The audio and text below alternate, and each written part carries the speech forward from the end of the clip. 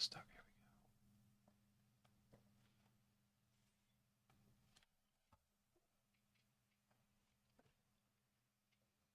Now, a Hutch's weather update with Chief Meteorologist Hutch Johnson, brought to you by Robert Gibb and Sons. Hello, everyone. Meteorologist Hutch Johnson joining you once again. We have severe thunderstorms continuing across the area. Wanted to give you an update of what we have going on. We have active warnings continuing, watches in the area until 10 o'clock, and we're going to take a look across our area at the forecast and also the national weather as the severe weather risk spreads all the way south into Texas. This is always the case. Please follow me here on Facebook.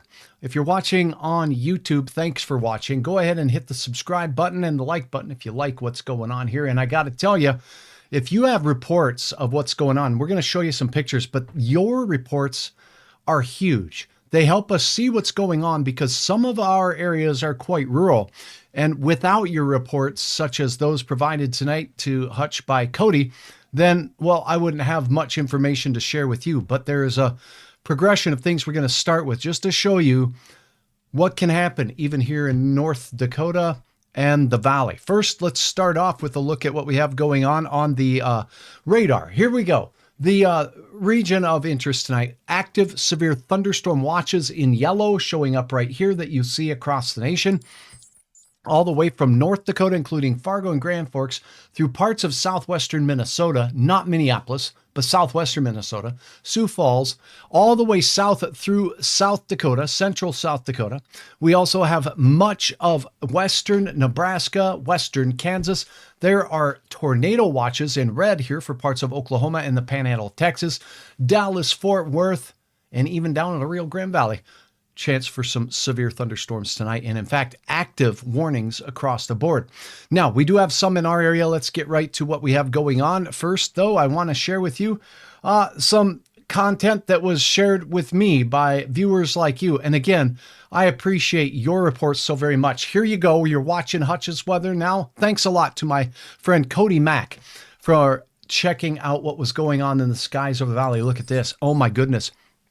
Clouds towering off in the distance. You see this little lowering here. See the towers rising. Looks pretty inconspicuous, to say the least. But Cody waited and watched. And without this report, the National Weather Service would have never known that this was happening. Cody snapped this. This is a tornado. It's in contact with the ground. There's rain falling on both sides. So oftentimes these tornadoes can become rain wrap. This is a big tube-shaped tornado. We can have these skinny little rope things that happen. This, not a skinny little rope-shaped thing.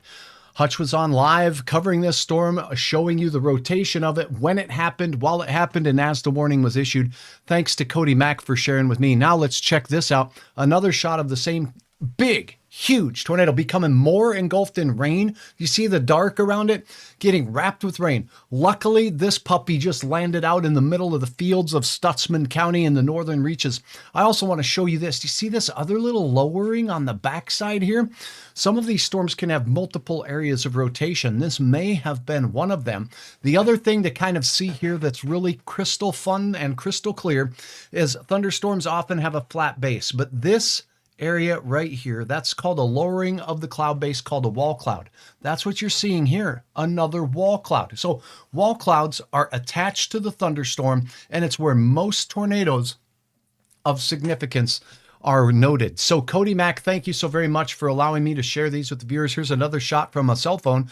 You can just see the magnitude and the size of that storm that worked its way through. Now, let's get to the active weather that we have going on right now. And if you have questions, as is always the case here on Hutch's Weather, I invite you to drop a note. All right, I already see a few highs coming in. Shaylin, thank you for joining from Perham. Good to see you. What's up, Deborah? Good to have you on board. Hi again from Grand Forks. Julie, thank you.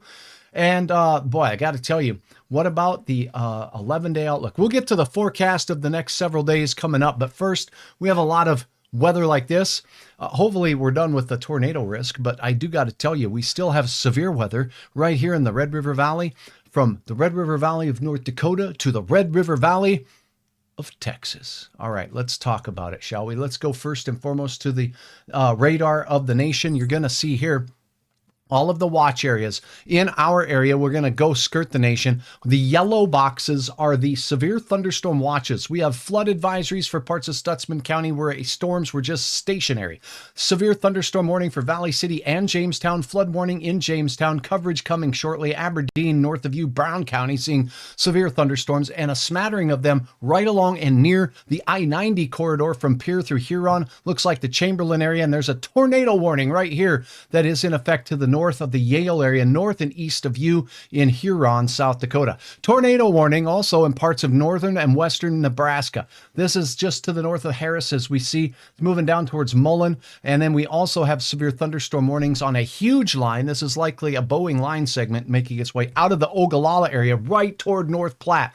Now the storms continue straight down into Kansas, Dodge City, seeing some showers and storms off to the west. And here's where the tornado watch is, where we have active severe thunderstorm warnings right now in Amarillo, up near Borger, as well as south of Canyon. These storms spread all the way south to the Mexican border. Check this out, a tornado warning out here not far from Sanderson in West Texas. These are firing along the dry line a little farther to the east in the Dallas-Fort Worth area, getting hit hard with flooding rains from Denison, McKinney, Fort Worth, right down into the southern part of Texas near Killeen. We have active storms working their way through. Now let's look at the North Dakota area where we have active severe thunderstorm warnings in the Devil's Lake Basin. We're going to go right to the Jamestown area first. Let's get right to it. First and foremost, thanks again for watching. And again, I got to tell you what, the storms tonight are going to be some slow progressors. They are heading to the valley. We're not out of the woods, but the longer it takes for those storms to head into the Red River Valley of the north here,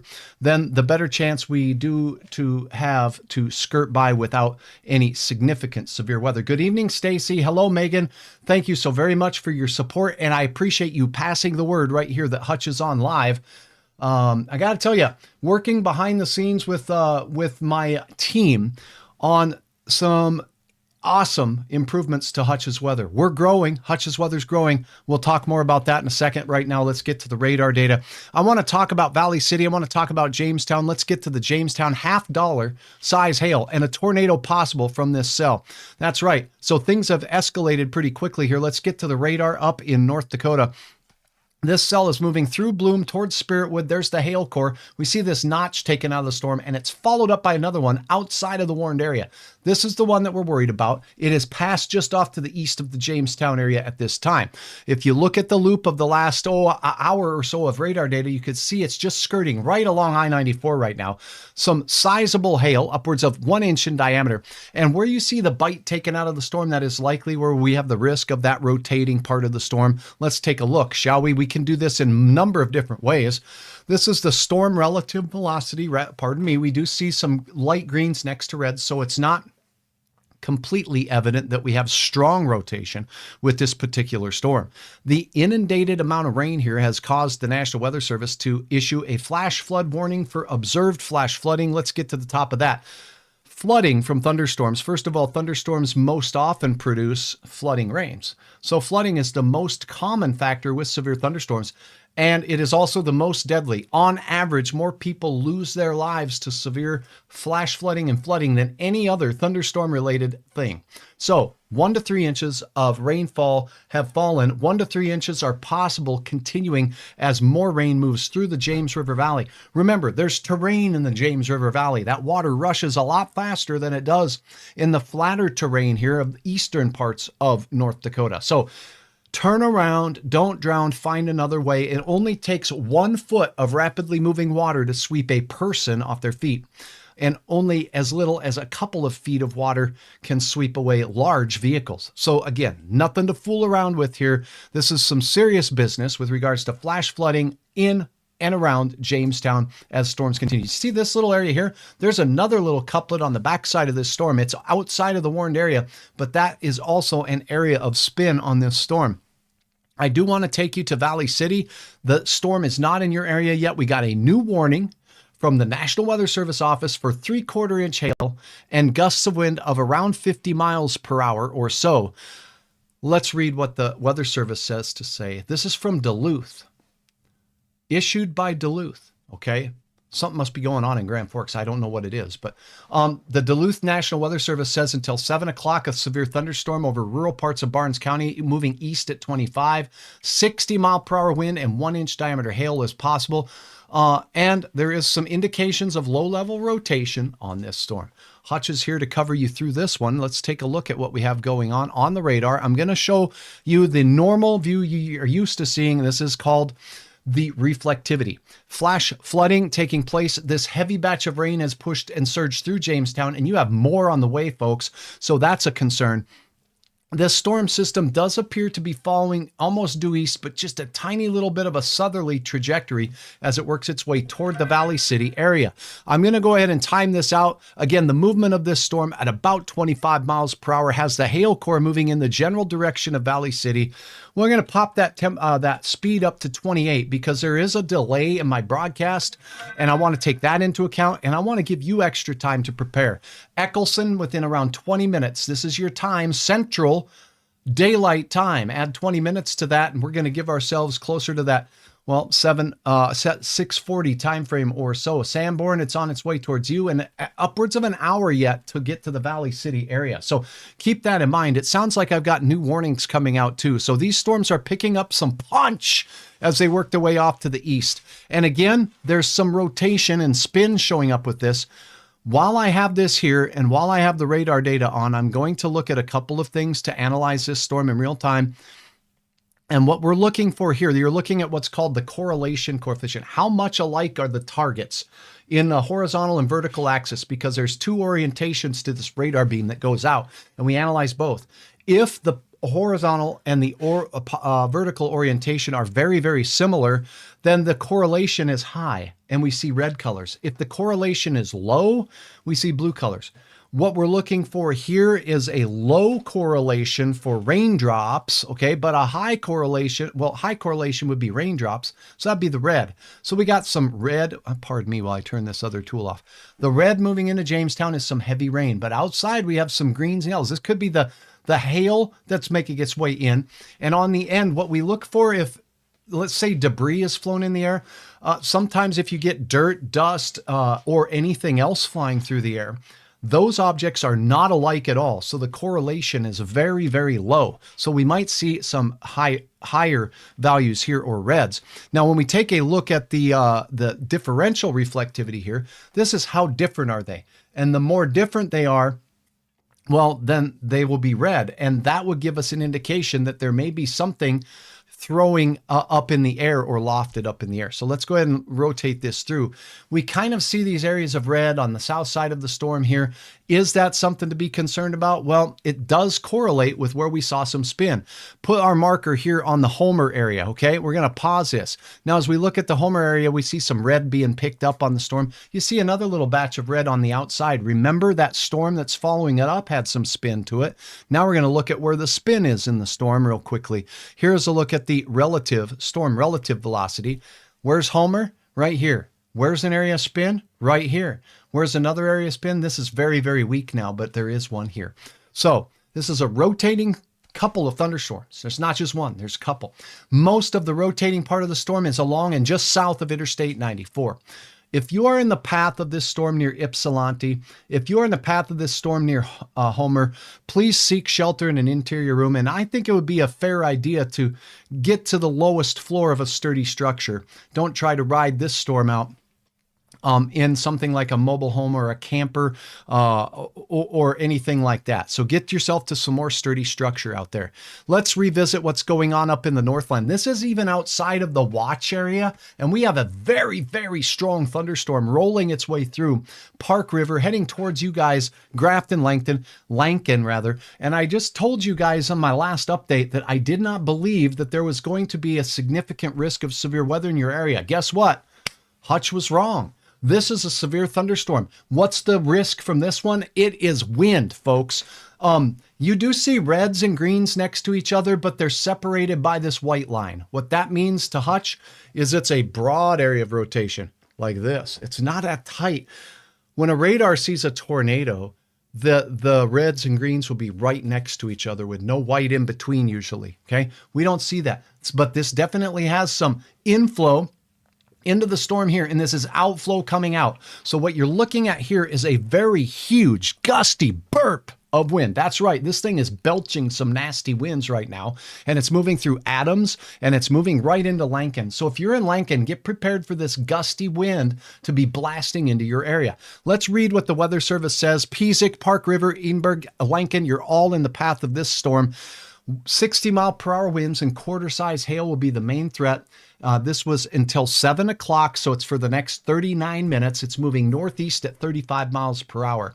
So that's what the Weather Service is saying with this. I'm going to take a look at what the measurements are of how fast the winds are, and we'll take a look into the gut of this storm right here and see. Where we see these bright green colors, the brighter is the faster winds. So we see a cluster of pretty fast winds here, and the radar is picking up above the ground, way above the ground, 35 to 40 mile per hour winds. Not far from it, we got winds going in the other direction about the same. So you can guess that there's a little bit of a large scale spin in this storm on the southwest side. This is not far from Lankin. So seek shelter in that interior room away from windows. And again, if you do have severe weather to report, just like my friend Cody Mack here reported to the National Weather Service that, hey, I saw this. This was in the Woodworth area in Stutsman County in North Dakota today. I saw this, and then the warning's issued because, yep, we got a tornado. Radars don't tell us a tornado is happening oftentimes. It tells us where it's most likely. Sometimes we get pretty confident that there's a tornado happening, but not with what we're seeing here today. So I want you to continue with your reports. They're important. Now, if you see something like this, or if there's a warning for your area for a tornado, review with your family where you go. Tornadoes pick up debris. Do you see the debris from this puppy?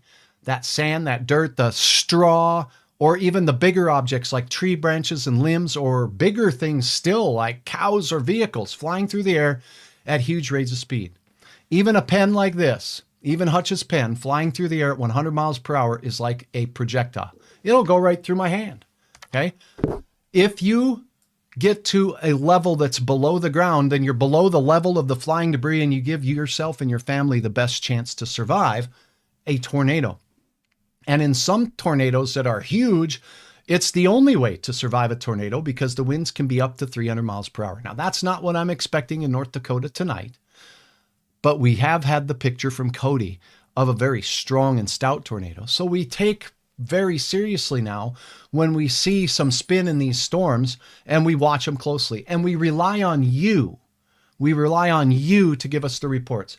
Any information on the FM areas, Mark, I've got you covered on the forecast here in just a minute.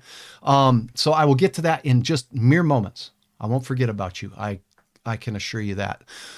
Severe thunderstorm warning does include Park River. We've got this rotating thunderstorm with very gusty straight line winds working out of it. I hadn't even measured these puppies over here with the bright green. But yeah, these are looking to be around 45 to 50 miles per hour. Outbound winds are about the same, 35 to 45 miles per hour. And they're right out here. They're off the ground. This is not what's hitting the ground. This is what's up in the sky. This can kind of come down and work its way down to the ground.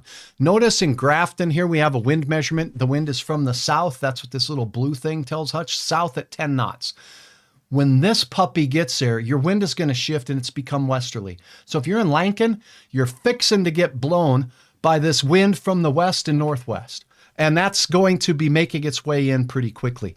You may notice a huge temperature drop. Right now it's 68 in Grafton. What do we got on the other side of this system? It's not that much different, so I'm not going to make too big of a deal about that. But big time wind change about to hit your area. Okay, back down to the storm that's on the county line here with Barnes County and Stutsman County. Here it is. We do still have some spin showing up right here. This is what we would call gate-to-gate spin. There's a little white in between it, but that's a pretty stout area of rotation there. So this is another rotating storm south of Spiritwood, south of Interstate 94, not far from Ypsilanti. Hey, if you see anything, let me know what you're noticing here on the Facebook post or on my live right now going on for you YouTube viewers out here as well. Rob Robison, thank you very much for watching from New York Mills. I appreciate you too, Bob Winter. Thank you for sharing your kind words of support and encouragement. And I do got to say, it's been a long day, and it does look like we're going to continue with our thunderstorm chances. All of these yellow counties that you see here are in a severe thunderstorm watch. It includes the Wilmer area. It includes Fargo, and it includes Grand Forks. So when are the storms going to get to your neck of the woods? Let's go back in time the areas that are going to see these storms making their way through. The very windy thunderstorms that we see now moving towards Park River, they're moving at an accelerated clip over what they were before. As I loop this through, they were making their way from the left side of your screen to the right side of your screen earlier and only about 15 miles per hour. It looks like they're more closer to the 25 mile per hour clip right now. Let me take a look at what the Weather Service is measuring. 35 miles per hour. So we will go ahead and estimate this one moving towards Grafton at 35 miles per hour. Yeah, the leading edge of the heavy rain. You're going to get sprinkles first, right? The light rain is moving into Grafton anytime. I'm going to estimate the speed just a little bit higher than what it says here because there is a delay in my broadcast and I'd rather have you prepare earlier than late. Lankin, 3 minutes. Seek shelter, interior room. I would go to the lowest floor because this could be a very windy thunderstorm, and there is some rotation on the south side of it. Peasic on around 18 minutes. It'll be near you. Kellogg by 39 minutes or so. You can keep track of the time right now, and you need to add. It's 6:30, 6:26, add 3 minutes. So before 6:30, it will be in Lankin. It's on the doorstep now with the heaviest rain and the gustiest wind. So these storms moving through central Walsh County or towards central Walsh County. You can see here they're a ways away from Drayton. What about you folks in Grand Forks? What do you have to worry about there? Let's go ahead and tell you when the rain showers are moving in. Notice there's nothing even big and ugly looking here. We'll take a look at the closest radar that we have to this one. And let me just pop that up, make sure we're looking at the closest radar, and we are indeed. So just double checking because I don't want no mistakes here.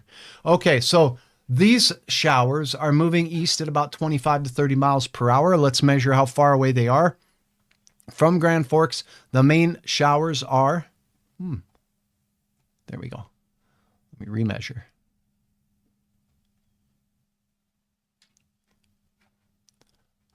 They're about 25 miles away. They're about an hour, maybe a little less away for this leading edge right here. That'll get to town first, but the main line out here will still be about an hour out. So we're talking about an hour. By 7:30, the heavier band of rain is pushing into Grand Forks. Crookston, you can expect it just behind that area as it works its way through to the east. What's going on in Minnesota right now? Fergus Falls, you have showers and storms. These are non-severe, but there's some lightning with them out right now. So you're seeing an onset of storms developing. Showed you this on a model run earlier, but there's a little bit of a warm front out here. Look at the temperatures to the south of that line, and it's in the 70s down here. We're in the 60s up north. So we got warmer air here. Look at this storm. As you can just see it spinning here near Huron. That is a tornado warning for those folks in that area. So we do have a few thunderstorms making their way through Elbow Lake, non-severe. Garfield, not far from Alexandria right now, non-severe. Fergus Falls and central Otter Tail County, non-severe. I don't expect these to become severe. The main event is out to the west and pushing into Valley City right now. How about Fargo? Here's Fargo. Let's get to Fargo right now. Let's see if I can find it. There we are. Wahpeton, Breckenridge, Fargo. This mess working its way right in a due easterly trek right along Interstate 94 is heading right towards Fargo, but it's a ways away yet. Notice this. This can throw Hutch's timing off. If this line builds back to the main line, we're going to get storms filling in here. We'll get them sooner. Okay. So I'm going to give you two scenarios for Fargo here. And the most likely one is this batch of nonsense out here that is rotating, heavy rain, tornado possible tag is what the National Weather Service says here. See that? The tornado is possible. 1.25 inch hail. That's big hail. And it's in western Barnes County right now. So that puppy is on its way to Valley City. And it's on its way in the direction of Fargo. Not guaranteeing it is going to get here. Let me tell you how far it is. You know that it's a good distance to Valley City. It's 68 miles from Fargo proper and a little less than that from West Fargo. And for you folks in Mapleton, it'll be here a little bit sooner. How fast are these storms moving? We'll go in and analyze what these are saying here. General movement easterly at about 20 miles per hour, maybe a little faster. Let me look at another cell here. Pardon me.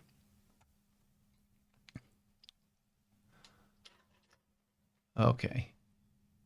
I got to turn on my my tracking lines here once. Okay. maybe I'll need to restart my radar software. It's been ridden hard and working real hard today.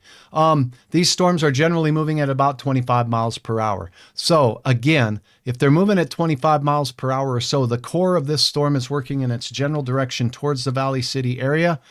And in Valley City, it will be there by around 40 minutes. You've got some time yet to prepare for large hail and gusty straight line winds to 60 miles per hour. It looks like it might particularly be more problematic just south of Valley City in southern Barnes County. Catherine, Cuba, Fingal, if you're in those areas, be prepared. That storm is heading in your general direction. Now, here's how far it is away from Fargo. You can see the pink cores here from West Fargo and the west edge of town. 73 miles away, moving at 25 miles per hour is still 2 or 3 hours away, 2.5 to 3 hours away. So 2.5 puts us at 7, 8, 9 o'clock. I've been saying around 9 to 11 here for the valley. That's what I'm thinking. 9 o'clock if they make it. There is just a subtle southerly drift to these storms. I will show you the loop of radar data. That means there's definitely a chance in Horace, Oxbow, Lisbon, northern parts of Richland County, and including Wahpeton, to see this more bend down in your general direction. If you are in Lemoore, if you are in Lisbon and Foreman, if you're in Gwinner, those storms could be heading in your general direction. We will just have to keep you posted with regards to that. So that's what's going on here. Pea-size hail reported 2 miles south of Jamestown right now. I'm going to like that. Thank you very much. Had nickel-size hail in Jamestown for the first part of the storm, and it's in the freezer now. Well, how about a picture, Amy? If you got it in the freezer, I would not put it in beverages or anything like that, but that's what I would do. I put my fun stuff in the freezer. Angie, thanks for your stars. David says, be safe. How about Fargo? We just covered that. You never tell me, Kay says. I'm sorry, Kay. I didn't catch your question. You never tell me. I live in Fisher, Minnesota. Kay, Fisher, Minnesota. You are going to be seeing showers and storms, but not till much later.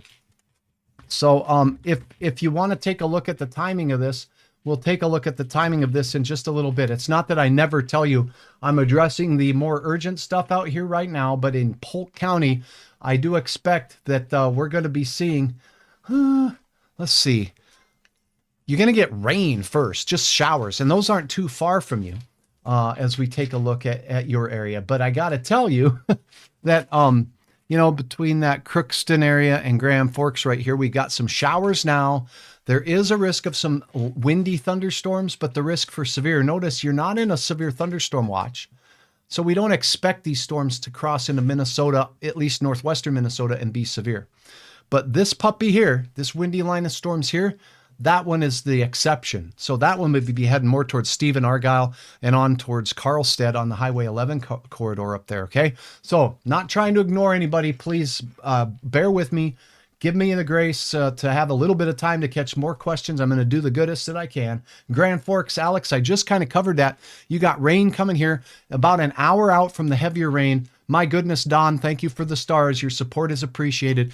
Please share this with friends that are living in Walsh County, North Dakota, Stutzman County. A lot of graduations today across North Dakota. High school graduation parties alike. Fargo, I don't think we have to worry about this until later tonight. Lisbon, later tonight. But look at this along the South Dakota border here. We're looking at Frederick. We're looking at Westport and Hecla. These areas have a very stout and severe thunderstorm working its way in. Josh, thank you so very much for your support of stars. Hi, Paula. Good to see you. I'm looking for questions on all my channels here because I'm broadcasting to all of them at once. It's a fun thing that I can do here that makes it kind of fun and unique. And your reports make this excellent. Okay, Watertown, South Dakota. Watertown, South Dakota. We got a tornado warning out here near Willow Lake. Two of them. One near the DeSmit area, right over Bancroft, and another one near the Willow Lake area. Those storms are moving south of Watertown and right toward the I-29 corridor right now. For anyone traveling south on 29, send them a text message, get them to Hutch, maybe mark this spot and tell them to watch it because we have a tornado warning out there. We don't want anybody driving into these things unaware. Flood warnings continue for the area. Look at all of western Stutzman County. The Woodworth area capturing this earlier in the day from my friend Cody Mack. Thank you for your permission to share this with the viewers here on Hutch's Weather, Cody. I sure appreciate it. Here is a picture of that And again, Cody capturing a huge tube-shaped tornado that formed, and this one became rain-wrapped. You can see it here, kind of taking on more rain around the outside, and sometimes they just flat out become invisible and you cannot see them. Couple things to see here from these lowering cloud bases like that is that cloud gets a little closer to the ground. The closer they are to the ground, the better chance they have at making contact with the ground. Hi, Christina, asking about Devil's Lake. Let's go ahead and tell you that I do believe your area is out of the woods. Okay, look at the radar, and I will support that statement with this. The main line, the main event has passed out of the Devil's Lake area. Here's Devil's Lake. You see this little curl here? That's an area of low pressure. You might get some north winds. These should be changing around and becoming a little more northerly or westerly, and that's going to dry you out. So I think you're all but done. Devil's Lake is done. It's in Walsh County now, moving out of Nelson County into western Grand Forks County. Those are the areas of concern. The risk of severe up here near the border, Walhalla, all the way out towards Langdon and Emerson and Cavalier on Highway 5, not so great. Let's take time and let's take a look at what's going on the cameras across the region. I do like to use these because most of the time they're pointed at the pavement surfaces, but sometimes they can help us catch what's going on in areas that we can't see so well. So I'm going down to Jamestown, down to southern parts of Stutzman County, and we're not far from Ypsilanti here with this warning. And we have some low-hanging scud clouds here. This is rising air into the storm. Rising air cools as it rises, and it turns into a cloud. So it makes these clouds that are not attached to the storm. If you look real closely, we got these little clouds, dangling clouds. I call them danglers. Those danglers down there are not attached to the storm. They're not funnels. They're not anything like that, but they're kind of like a scud cloud. But notice this whole area. See this flat area up here? I'm going to point to it right here. This flat area is the base of the thunderstorm. See it lowering here? That's a wall cloud. Okay, we're looking at this storm from Millerton, 281. That's a lowering of the cloud base. I'm looking to see if I see anything else. I wish this thing was live, then I could just see it if it was rotating or not. Takes a trained eye to see if a wall cloud is rotating. Wall clouds are big, so they rotate slow. Funnel clouds, they rotate a lot more quickly, so they're easier to see. So you really have to watch these broad wall clouds. It takes a trained eye. And my friends at the National Weather Service do training on this every year, severe weather spotter training. You can become a spotter too, and you can learn what part of the cloud to look for. We're looking for the rain-free base. We're looking for the lowering of the cloud. We want to be able to differentiate between these scary-looking scud clouds and a funnel or a lowering of the cloud base called a wall cloud. So there could be some of that going on right there. Let's look at another view from this same area. Ooh-wee. Look at these little low drifting clouds coming out and away from the storm as it's working through. You're probably seeing some incredible clouds in southern parts of Stutzman County right now. Here's another view. This is from the Gackle area. What do you got in Gackle? Boy, it looks like a cold gray day there now, doesn't it? Woo! Look at this. Cold gray, dark clouds skirting across the skyline, Gackle, Streeter, and there you go. Ooh, look at that beauty. See the color that's in there on the western left side of that? Just a beautiful scene out there. The weather isn't beautiful. Don't make mistake what I'm saying there, but that's what's going on there with the southern storms. Let's look in on the Grafton Park River area. You got, this is Edinburgh, you got some very heavy rain making its way through. Looks almost like a foggy day, a gray day. Heavy rain on the north side of the hill there. This is looking across North Dakota 32. And all I'm seeing is more road surface here. I'm seeing less of the sky, which, you know, I could complain about because I'm a meteorologist. I like looking at the sky, but not necessarily always is the case for what we like to see going on with regards to your road conditions. So right now, severe thunderstorm warnings continue for Walsh County for the Park River area on at this particular time. We have garden variety thunder showers and showers heading right into Grand Forks, heading along the Highway 200 corridor through the Steele County area right now for Findlay. And then as we look into Valley City, you got the main event coming into your doorstep. Sanborn, Point South, Ypsilanti, though, you're getting the worst of it. So let's go right back to your radar here. And then for you national viewers, thank you for watching Hutch's Weather. We're going to cover a couple of storms elsewhere. Kathy, thank you so much. I took spotter training, says Allison, a few weeks ago in Grand Forks. Very informative. And it's a great thing to do because you might have a fear of severe weather. I meet a lot of people who do. But the more you know about what you see and what it means, educates you on how to be calm and respond. That's really important, right? All right. So as we take a look at the storms now in the Valley City area, I want to go over this one more time. Ypsilanti, you got this pink. We just saw the clouds. They're very dark. They're very low, and they're right over you. And there's a bite taken out of the storm right by Montpelier. That would indicate to Hutch a hook echo. Sometimes hook echoes are associated with spin in a storm. Is this one? Look in Montpelier area. Do we see reds and greens next to each other? Little bit. It's right here. It's not here. This red and this green show rolling, not necessarily spinning. So there's a differentiation that Hutch sees, and in Montpelier and just points off to the east and south, there's some spin and that there cloud. Okay. This is taken from the radar in, let me just double check that and turn it on. I think it's Mayville. So if we go back in, I beg your pardon. This is tight rotation and it's right near Montpelier. This is motion toward the radar in Mayville. This is motion away, and it's right here. So there is some spin in that storm. Let's go. Wentworth, South Dakota, Brenda says. Wentworth, South Dakota, what's going on there? I'll see what I can do for you, Brenda, real quick here. I want to analyze this storm here, though, because this one's rotating, and this is maybe increasingly strong. Let me go ahead and take a loop of it. Okay, I'm just going to analyze it with you watching me. Yeah, it's just forming.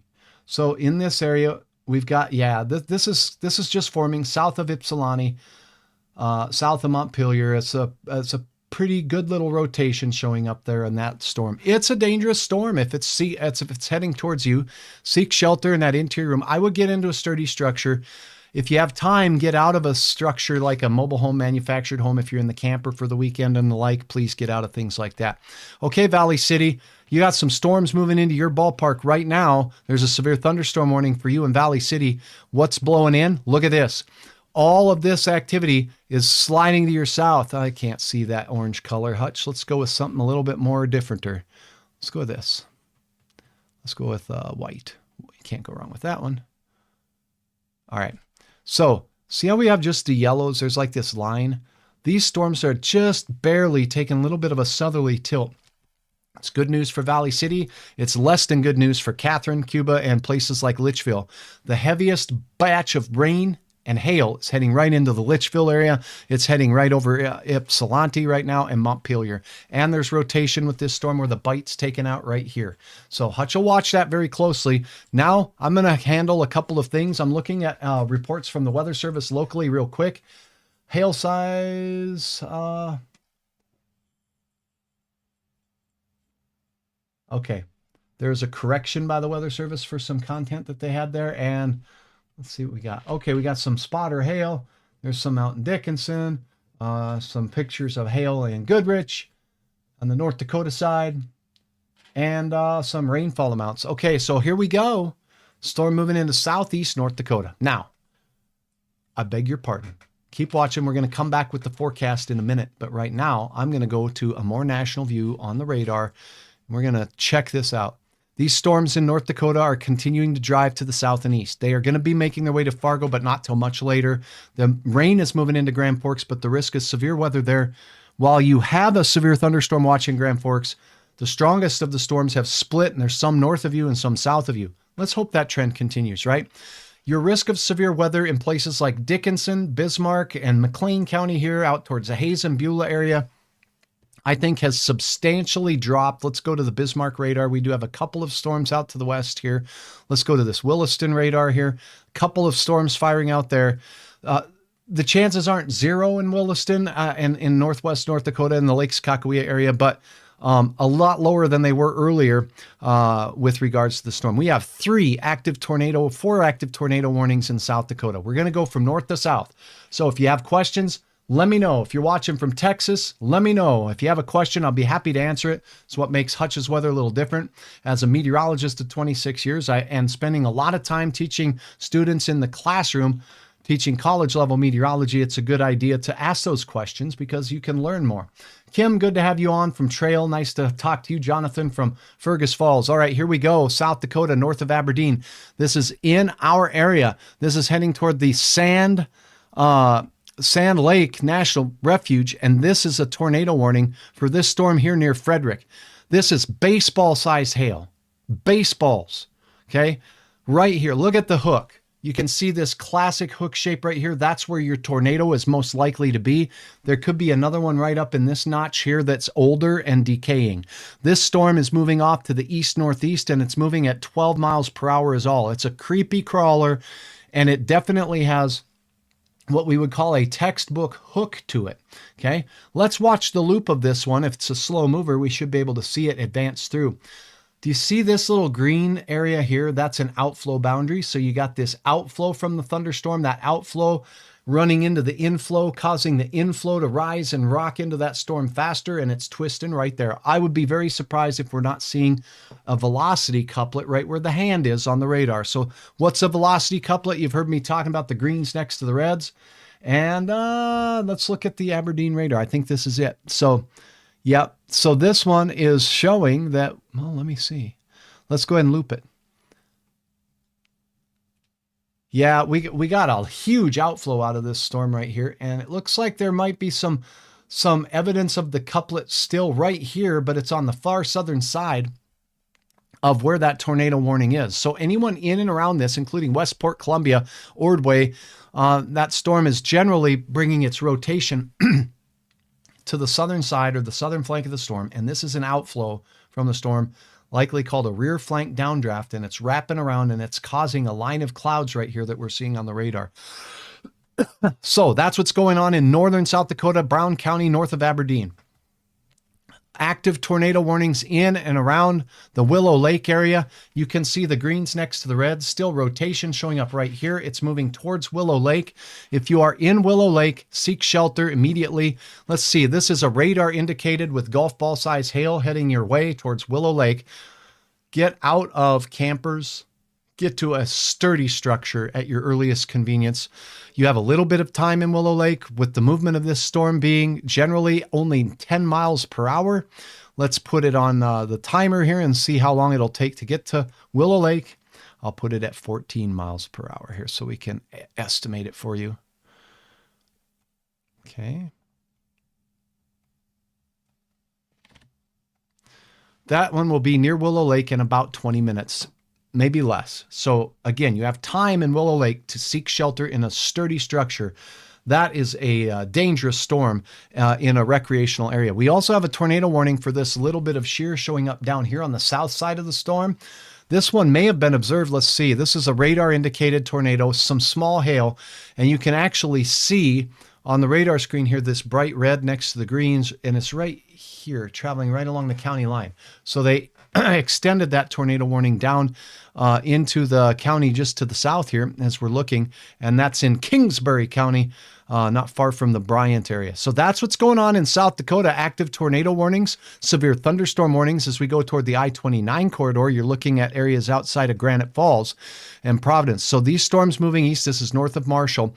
That's a severe thunderstorm warning for that area. Again, we're seeing some greens and reds next to each other. There is spin in these storms, and in these areas, we could see a couple of tornadoes forming tonight.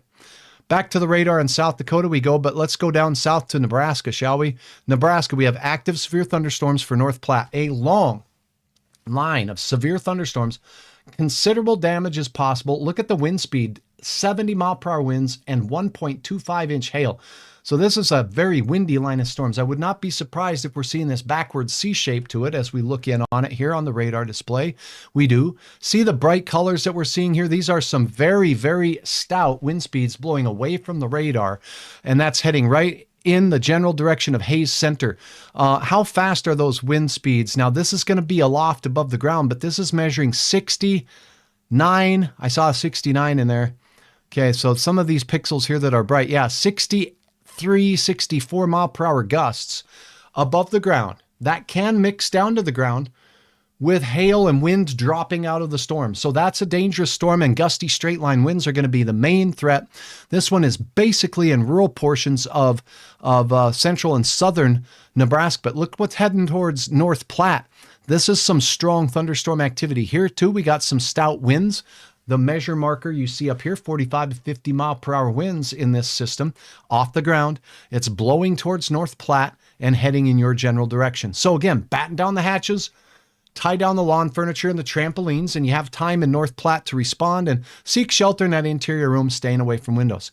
Now, the severe weather does continue down to the south. Dodge City, Kansas does have a warning not far from Johnson here in Ulysses. We'll check that out on the latest radar scan from you. This one's for 3/4 inch hail and gusty winds to 60 miles per hour. Not a lot of pink in it. It is moving slowly, 15 to 20 miles per hour to the east-northeast. It's heading towards Ulysses, but we'll let you know if that warning continues. All right, here's the tornado watch area in red. This is from Guyman and points south through Amarillo. There's a line of severe thunderstorms that has developed here. This is in the tornado watch area. This is a baseball-sized hail for this northernmost storm, destructive threat, and 70-mile-per-hour wind. Yeah, that thing's ridiculous. Okay, this thing is heading towards and south of Stinnett, working its way off to the east. It's just now crossing into areas north of Borger and Sanford. And if you look at the motion of this storm, it's moving off to the east. There is this inflow on the south side here, and from time to time we get this little tail coming out of the back of it. That's from the outflow of it as it's moved across. Let's see if there is a tornado possible with this and where the rotation would be. We do see some shear on the far south side of this storm with the reds and the greens fairly close together. Not too organized. It's over a broad area, more likely some outflow from that storm, but it's in a tornado-enriched environment here where there is a tornado watch. So if you're in this part of Texas, be sure that you're seeking shelter in that interior room, staying away from the windows. Now let's go down a little farther south and let's get down to this warning here. This is 60-mile-per-hour winds and quarters, and this is way down to the south here. Let me put the radar up. We'll switch this over to reflectivity. Oh, it's almost out of this warned area. So the storm has collapsed and extended itself outside of the warned area. Chances are the warning on this one is about ready to expire. There is a new warning down to the south here, probably, for the northern fringes of this puppy that is skirting right along the county line. So a tough one here for the National Weather Service, but let's read what they got going on here. This is basically for a storm moving east at 15 miles per hour. 60-mile-per-hour winds and quarters are possible from this cell as it works its way along the county line up north. So that's pretty rural out there north of Tulia and continuing south off to the east. How about Plainview? You have a stout thunderstorm working its way towards you, but at this time, not severe. It did pulse up with a little bit of pink just on the west side of town there on 70, but at this time, that thing is not severe. No warning. Severe thunderstorms do continue. Look at all of the flash flooding going on in the metro area, Dallas, all the way up to everybody in Fargo's favorite place. You know what I'm talking about. Frisco. That's right. There's a lot of heavy rain that has come through with these storms. Severe. They're still severe down on the east side of town here in the metro area, heading out towards Wills Point. These storms on a line here, you can almost see this backwards C shape. So it's becoming linear, and gusty straight line winds will likely be the main threat. The yellow means these areas in Texas near the Fort Worth and Dallas area, Sulphur Springs, seeing this windy line of thunderstorms blast through right now. These storm warnings here, if we take a look, are for $half size hail, 60-mile-per-hour winds, and this particular one is for Rains County, Van Zant County, and Hunt County, and it's in effect until 7:30 this evening. That's a look across the nation. Go down on the south side of this. We got a couple of stout storms, nothing severe down near Nacogdoches, is also down near Lufkin. And let's check out the border down here. Fort Stockton, we got an active tornado warning near Sanderson down here. I got to get to a different radar. Radar indicated, and we got lime-size hail out there from this particular cell. You see the bite taken out of the storm right here? If you get spin in a thunderstorm, sometimes the rotation is like a centrifugal force, and the centrifugal force kind of throws the raindrops and hailstones out of the area. That storm working its way to the southeast, heading towards Sanderson right now. Taking a look at the velocity and the spin in this storm, very bright, very strong, and right here on the south side of this warned area, and it's heading in the general direction of Sanderson. Giving you a little bit of a time warning on that. Let me see how fast the course of the storm is moving, only 12 miles per hour. Okay, so as we measure the core of the rotating part of the storm, moving southeast at 12 miles per hour. Let's see if I can pop that up here. It's not letting me. I'm going to have to zoom out just a little bit. My apologies. Let's get this one more time. Rotating part of the storm here. moving in the general direction of Sanderson. I'm going to put 15 miles per hour because I like to give you a little more time to prepare. Still about 40 minutes out from Sanderson, as you can see on your screen. This is Central Daylight Time, almost 7 o'clock. You had 40 minutes, but about 35 after 7. That's when we'll have that best chance at seeing that rotating thunderstorm working its way in the general direction of Sanderson. So that's your north to south look at storms that are working their way through the Central Plains. We continue to see very stout storms working their way through the nation's midsection. Let's take you back to the northern plains right now. A new warning to let you know about. This does include, well, we continue to see warnings in and around Jamestown, Valley City. And I'm seeing another one on top of one. So we got one from Spiritwood and Ypsilanti down south into Catherine. You got another whole one for Barnes County here. I think they're all getting kind of mixed up here a little bit. So I want to sort this out for you. And I just want to just show you the radar and tell you what I'm seeing, because this one says tornado possible, ping pong ball sized hail, and 70 mile per hour winds and a considerable threat. If you are in southern Barnes County, south of Interstate 94, and that is the area of that particular threat. Let's get to it. The tornado possible. Do you see the greens and the reds? Look how bright that red is, that orange. Okay, that's very strong flow away from the Mayville radar. Here's some flow toward the Mayville radar. So there is rotation right here in this area, not far from Montpelier and Ypsilanti, where we were talking about earlier. Let me get to my my team here. You are my team. Have you seen any reports of anything? Let me see if anybody shared picture. Let me get that right back to you. Carla, good to have you on board. How fast is it moving now? It's Boeing. Indeed it is. We're still looking at 20 mile per hour to 30 mile per hour winds, or not winds, but speed with the movement of the main system. Heard thunder for the first time in Ellendale. Let's see. I'm also watching live stream from Storm Chaser Brandon on YouTube of Bancroft system. Nothing on the ground yet. Thank you. Thank you for the report. Yeah.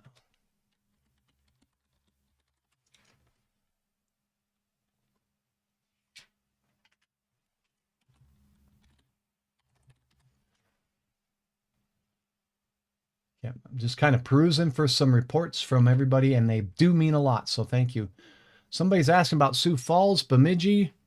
Judging by the Weather Channel radar, it looks like around 9:05, Fargo Moorhead. Wayne, that's not going to be far from what we've been saying here, so thank you for your analysis. Looks spot on to me. We'll take another look. I did say there's a caveat if storms form south of us, because it looked like they could. Thunder in Wadena. So, okay, let's see. This storm here is the strongest. There is a risk of a tornado. 70 mile per hour winds are going to be possible with this storm, maybe more. Let's look at this from the Aberdeen radar too. That's not too far away.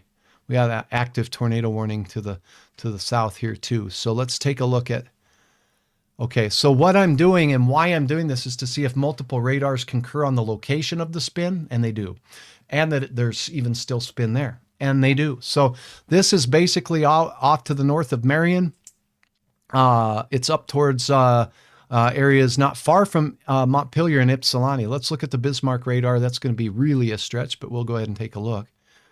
Similarly, we have the greens next to the red on this side here, and this is not so much the same type of shear here, but it's definitely illustrative of the spin that's taking place in this storm. So let's go back to the Mayville radar. I do believe that might be the best one to take a look at the analysis of this storm. There's your Wadena, thunder and lightning near Parker's Prairie. So these storms out here, non-severe, as we check in on you folks out in Lakes Country. Parker's Prairie and Point South, Miltona seeing a pretty good strong thunderstorm with heavy rain, maybe some small soft hail. Nothing severe on that side of the river at this point. Backwards sea, indicative of a very strong winded system. The winds are not going to be blowing into the radar beam, so I'm not going to get a good estimate of wind speeds from my Doppler radar here. I might, but I'm not going to be too optimistic about that. Let's go ahead and look at the velocities from this storm, and let's measure these bright reds. What is it seeing? Here's the brightest. So 45, 50 mile per hour gusts aloft being measured by the Doppler radar here as it crosses down towards Marion. There is some spin in this storm, folks. So if you see anything, let us know here on Hutch's Weather. Hi, Chelsea. And Stacy, good to have you on. What's going to happen for Ludden and Oaks? Okay, you guys are down here and you got a storm to your north and they're moving in your general direction. You got a storm to your south. It's 75 degrees in Oaks right now. Right there. There you are, 75 degrees. You got storms to the north of you that are severe. They are heading in this general direction. They hopefully will miss you to the north. These puppies down to the south are also moving away from you. I can't rule out that a thunderstorm or thunder shower may form in your area, move in your general direction, and the storms near you are non-severe. Becky, how about Fergus Falls? You have non-severe showers and storms for you now. Later tonight, after 10, these storms are not expected to remain severe, but we'll watch them because I've seen stranger things happen. I'll look up north, the Devil's Lake Basin. The area of Walsh County that was under the severe thunderstorm warning, that warning has been expired. The storm has weakened. It is over Park River, it is over Grafton, and it's producing some heavy rain. Hutch, how heavy is the rain? I got an answer for you real quick. Let's take a quick peek at the rainfall amounts in the last hour. So we're going to look at the 1 hour precip estimates by Doppler radar. And moving into Park River is about an inch of rain, estimated by Doppler radar. A couple of those heavier cells making just a little over, some a little under. But it looks like a good solid inch of rain. That'll be moving in the general direction of you and Grafton. I know, some of you do not want it. Is that bad one coming to Lisbon? It looks like let's go back down there and take a peek. Okay, so the bad one's up here. The thing that we never really know is if this develops a little line down to the south. If so, it definitely is. This whole thing is slowly moving southeast. So in answer to your question, it's moving very, very slow in that direction. And yes, it's moving towards Lisbon and it's moving towards Fort Ransom and it's moving towards Marion and Dickey right now. So the warning is for Litchfield, Ypsilanti, Montpelier, Catherine, and it's extending into right now, developing over Adrian and Dickey. This is a strong storm. You're not in a warning right now, but Hutch is telling you that storm is going to be capable of some up to 1 inch diameter hail and gusty straight line winds. And I want you to look at something. You got these little cells here. Watch them. They're moving this way. And then you got these cells moving this way. That just shows you the shear that's in the environment around here. There's changing wind directions in our area. So there is some spin here. It's not absolutely prophetic that it's going to produce a tornado, but there's some spin in the environment. This cell here has some significant hail potential. It's showing, I'll show you the radar estimates of the hail. These can be off. There's a 100% chance of a severe storm hail, 1 inch or greater, 100% chance of severe hail. Not for everybody, but in the storm. 2 inch diameter hail estimate from it. Okay, so it is a very strong storm.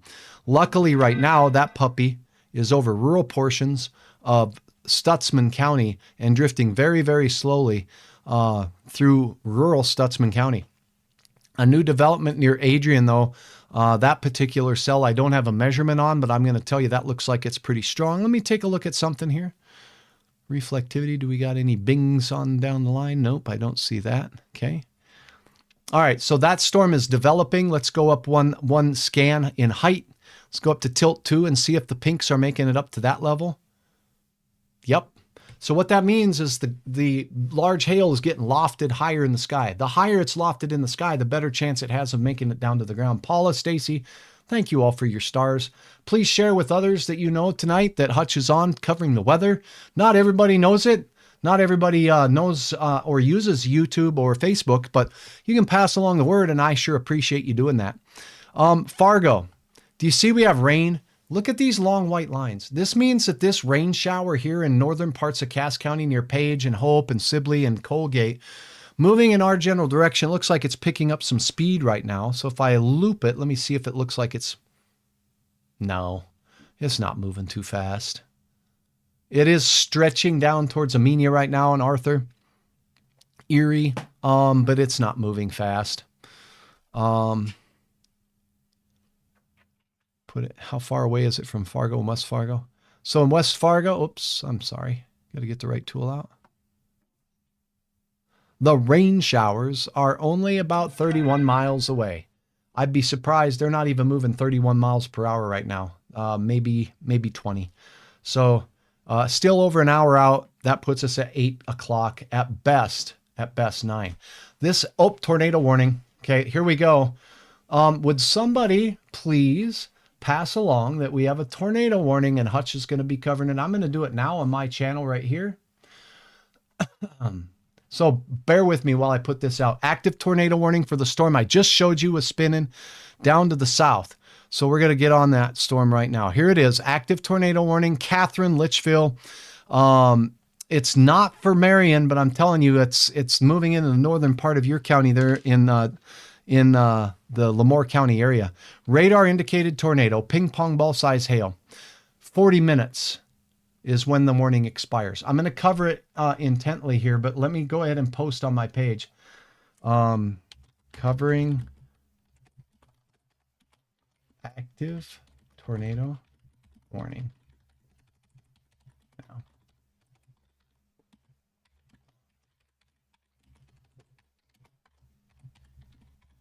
Okay. Thanks for your patience. I just want to get the word out to as many folks as possible that Hutch is covering the storm and covering the weather. So let me go here, turn that off, and let me get the link. Okay, now I can share this link with more people. So I appreciate your patience with that while I post this on my Facebook channel. There we go. Now it has been posted. You know, it's as important as anything to just get the word out there, right?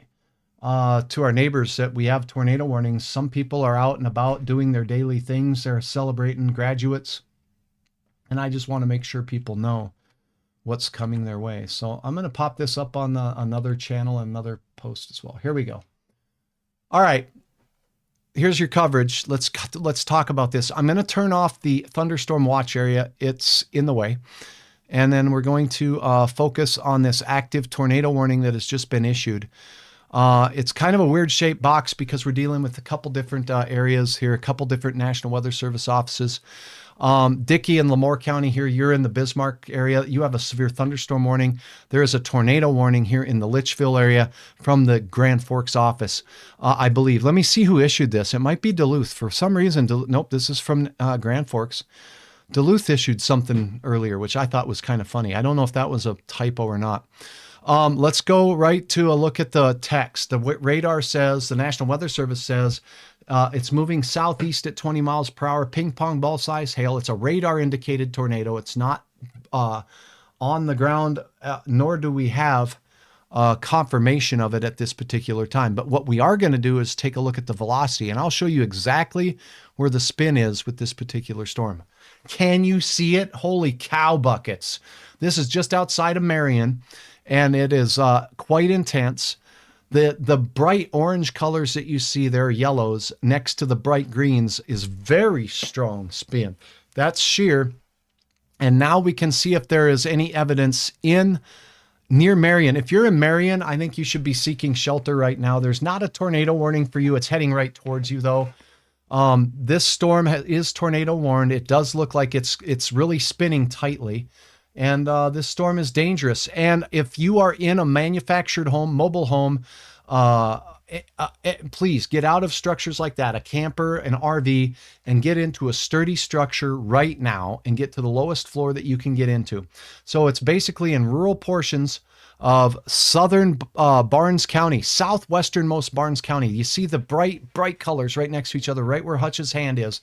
That is a very strong couplet. I am going to see if I have evidence on the radar here of debris, because that is a very strong couplet showing up there on the radar. So we're going to go ahead and take a look at some other things here. Pardon me while I do this. I'm looking to see if I see evidence of debris. I see evidence of large hail, that's for sure. And then let's go here and look at differential. And okay, yeah, we do have a very sizable hail core showing up not far from you in the Adrian area here where all this gray is.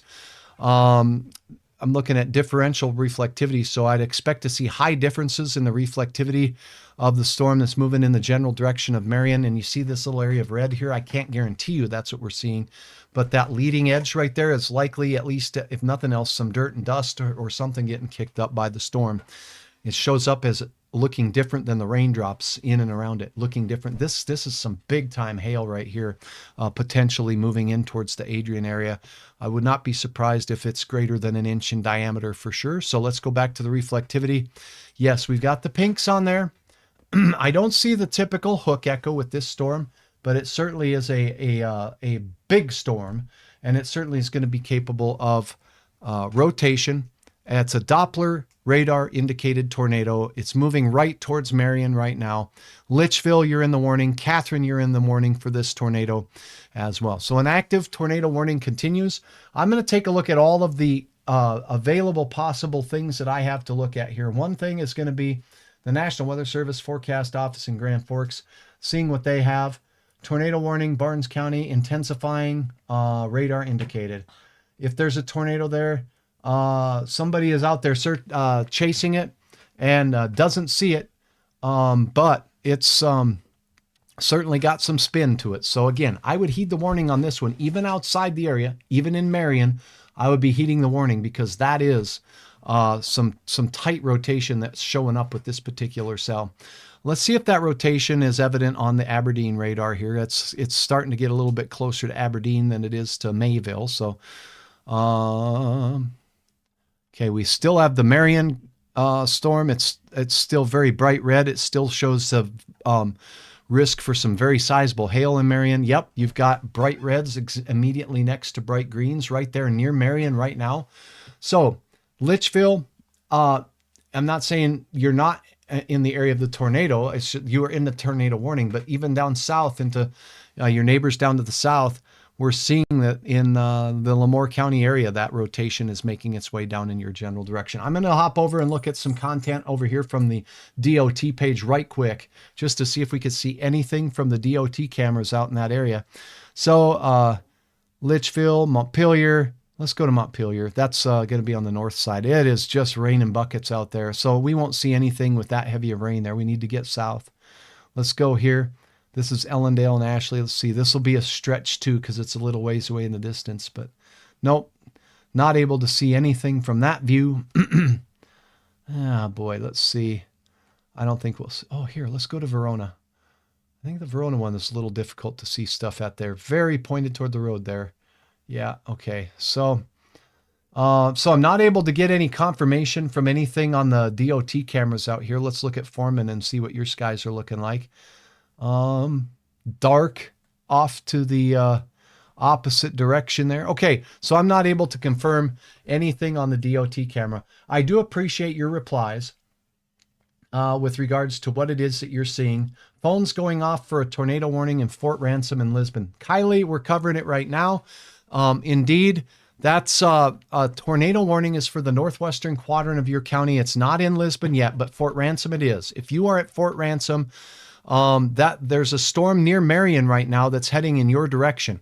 Okay, so I'm going to show the radar and I'm going to get right on that right now. And we're going to time this out because if you happen to be out at Fort Ransom camping for the weekend or still there, or maybe you just got there, there is a tightly rotating thunderstorm right over Marion heading in your general direction. Let me see if I can get the general speed of motion of this. Moving southeast at about 25 miles per hour to 30 miles per hour. So here we go. Here is the rotation. I'm going to start from here, move over towards the general direction of movement of this is toward Fort Ransom. I'm going to go 30 for the speed of movement, giving us a little faster movement. Fort Ransom, 40 minutes. So it's still 40 minutes away from you. Here's the area of rotation. It's behind all the clutter here. I'll try to erase it. It's moving southeast at about 30 miles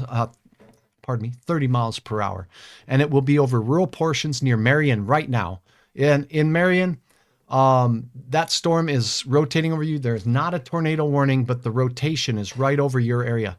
Litchville, it's just off to the south and west of you in Litchville. And it's heading in the general direction of northern and eastern parts of our friends up there in Lemoore County. Okay, and now it's heading towards the Fort Ransom area and Lisbon as well.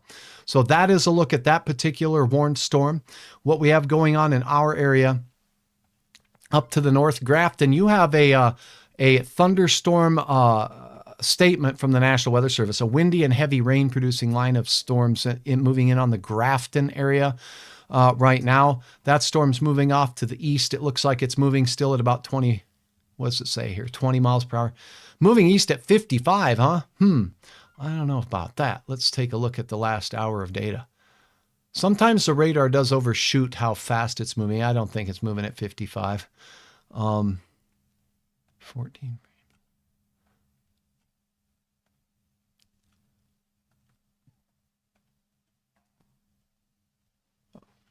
Okay, so that's almost an hour. Yeah, it's only moving about 25 miles per hour. It's not moving quite that fast. There might be some gusty winds. It's in Grafton. It's heading towards Stephen. It's heading towards Warren and Carlstead. Just some gusty winds. Crystal, heavy rain, gusty winds, maybe some hail, about ½ inch in diameter. Thanks for all your stars. If there is a tornado, it's most likely rain wrapped. Seek shelter, says Jen. That's a possibility for sure. A couple of things to keep in mind is we don't want you running out on the patio looking at this puppy. There is no warning for a tornado in the Dickey area. There's no warning for a tornado in Marion, but that is where the rotation is showing up. Some very gusty straight line winds will be associated with this storm, and it's moving towards the Highway 1 corridor right now. What about Fargo? Amanda says these storms are still a ways away from Fargo. And I know people are just checking in as I continue the live broadcast. The storm's ETA in Fargo is after 8 p.m., likely closer to 9 p.m. We might get some of these showers skirting the area. They're very weak showers. They're not huge showers. The big showers and the main event is here. This is sliding just to the south. We'll be on the northern fringe of this main event type stuff here. But I did mention we have a little bit of evidence of some development here. If this fills in, these will be moving this way. Weird, right? We're on the other side of the warm front here. Look at the temperature in Fargo. Are you kidding me? 72 here, 70 Wahpeton, okay? You get down into the low 60s as you go out towards Jamestown. So we have this flow this way, but down here, well, you know what? We could get some of this stuff here developing and back building in toward this line, but it's not guaranteed. So if we get a couple of storms developing down here, they're going to move towards Fargo and get here a little earlier. So that's the only what if that I can see. Rippling here in Valley City as of 10 minutes ago. Thanks, Renan. I appreciate the report there. Let's see what we got going on in Valley City. Sanborn, Valley City. Yeah, there's some rain and heavy rain moving towards you. There is no severe thunderstorm warning for Valley City, so keep that in mind. There is a severe thunderstorm warning just south where you see the orange box, and the tornado warning takes over right here for Litchfield. But I'm telling you, it does look like it's rotating out a little bit closer to the Marion area, moving out to the east. Let's look at the latest. You see this? That's a rotation couplet. That's a strong rotation couplet. And indeed, it certainly may be rain wrapped. Okay. The reason it's right over Marion right now. Marion, I'm concerned about your area. You should be in your storm shelter now. There's a tornado warning close to you. The rotation is right over the top of you. And it's just the safest thing that you can do. Close lightning in Valley City just now. Thank you very much, Peggy. I appreciate your report. Staying indoors away from windows is a good idea during lightning because sometimes trees can get hit and that causes branches to fall into your windows and you don't want to be anywhere near that. So we have very, very strong rotation and organized rotation right here. It's not as strong as it was a couple of scans ago. It's broadening out a little bit, but it is still there and it's down here in the Lemoore County area. Is it rain wrapped? Just put your finger. I'm going to put my hand right here where Marion is. I'm going to go here. I'm going to see if I can do this. What is it? All right.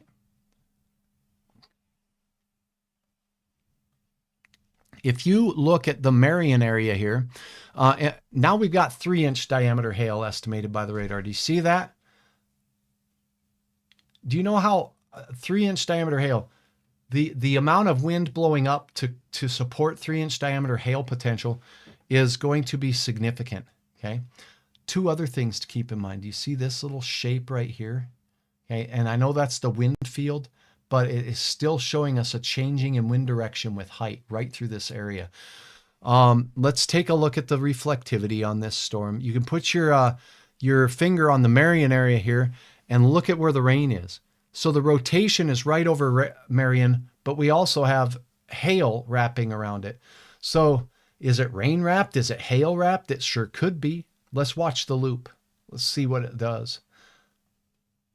Okay, we may have an area here where we've got a rain wrapped tornado, a hail wrapped tornado, and if it is here, it's going to be near the Marion area.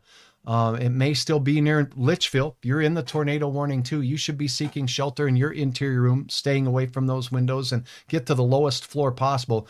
And you have some potentially huge hail coming your way. Now, if we get huge hail, oftentimes I start to see what's called a scatter spike, and there is some evidence of a little bit of that going on right here with this elongation of it. So the radar's picking up some huge hail. Let's look at another product. Let's look at this. Where's the huge hail? Where the gray is. See this? It's over Marion. It's over west of Litchfield. It's coming through town. What do you got going on, Marion? What do you got going on, Litchfield? Talk to us here and let me know what's coming to McIntosh. Thanks so much, Katie. I appreciate it.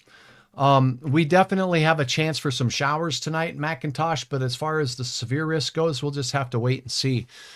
This is by far the largest hail estimates that I've seen all night and signals that I've seen all night from this particular storm. So likely that means the updraft strength is extremely strong. There might be some divergence at the top of the storm that's aiding in developing all of this. Let's take a look at this to see where the latest scan has the hail. You see the blues. It's right over Marion, and we got this long spike going on here. Okay, so that down that beam is where the hail is, right where the 3 is. Let's go ahead and take a look at the okay, where you see the gray. All of this gray area here is likely where we have some sizable hail. Dickey, there's hail for you in Dickey. Marion, there's likely hail over your area. Whether it's making it down to the ground, that's where it is. Thank you very much, Bethany. I appreciate your kind words. Indeed, I do.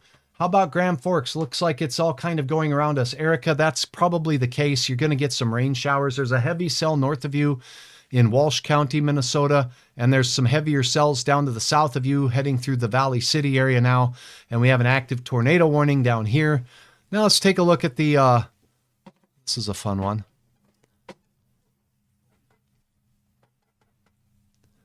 Okay, so essentially we've got a very, very strong thunderstorm, very large hail going through the Marion and Litchfield area right now.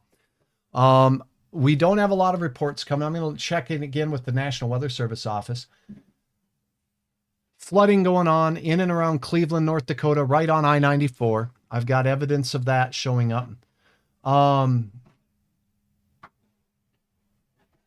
People are not able to see inside this storm that are out there viewing for it. There are storm spotters out there. They're not able to see inside this storm right here to see if it's producing a tornado. In other words, there's so much rain and hail around it. See this little notch right here? This could be outflow from the hail and the rain. That's like a rear flank downdraft and outflow from the thunderstorm. This would be the area of concern now. It might be shifting up here.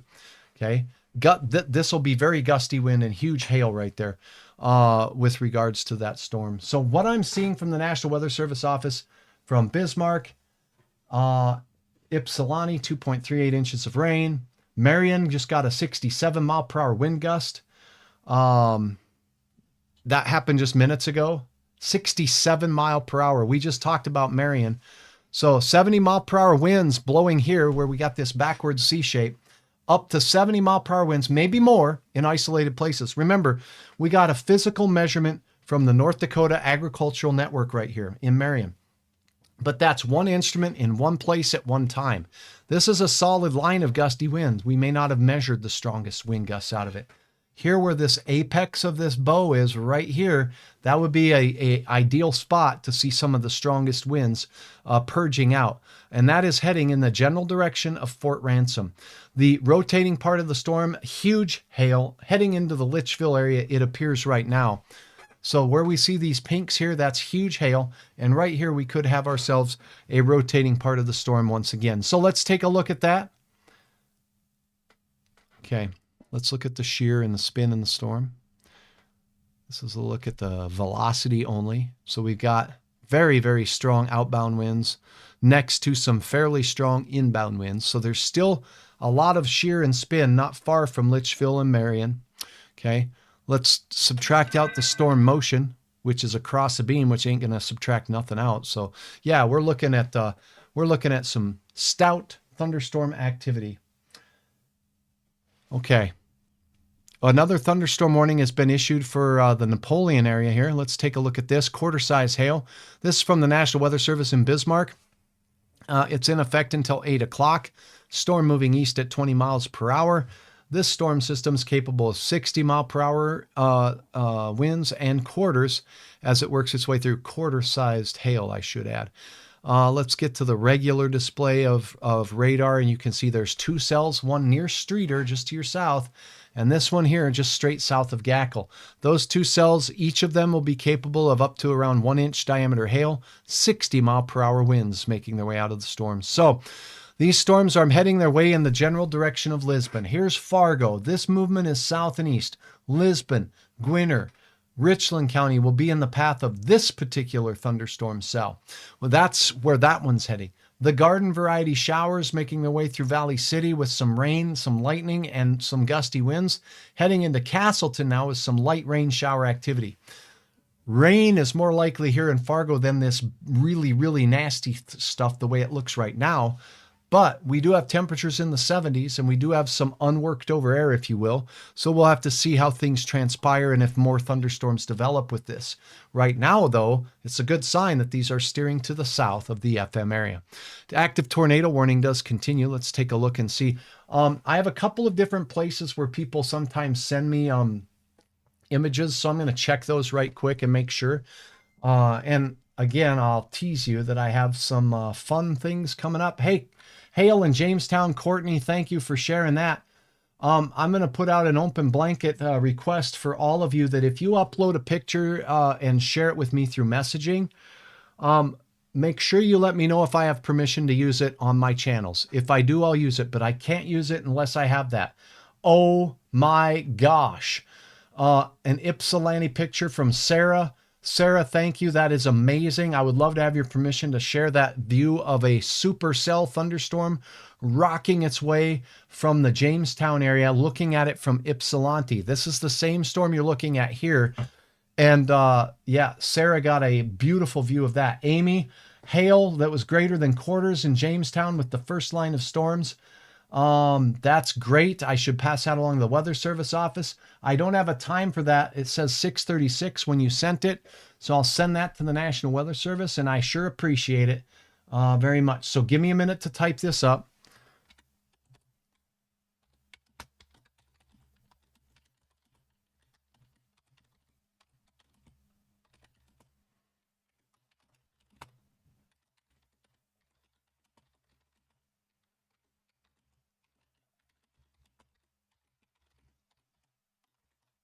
Okay, there we go. I'm sorry. I have to type and I can't talk and type at the same time.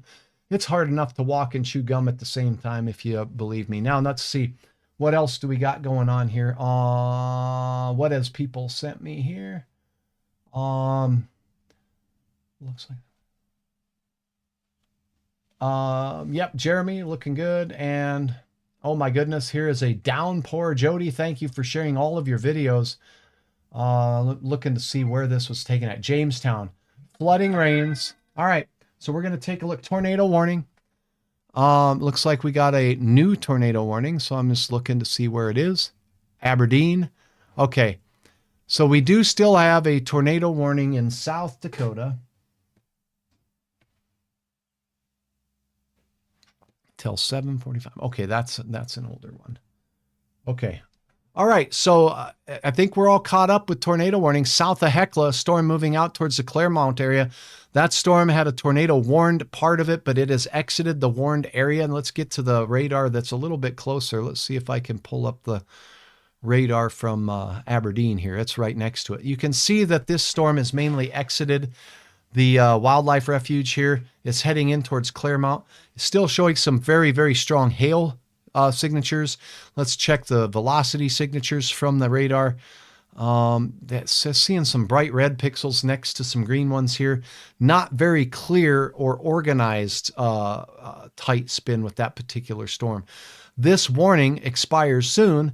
It's a radar indicated tornado, not necessarily one that was visualized and reported by or observed by chasers or observers. So that's what we have going on there.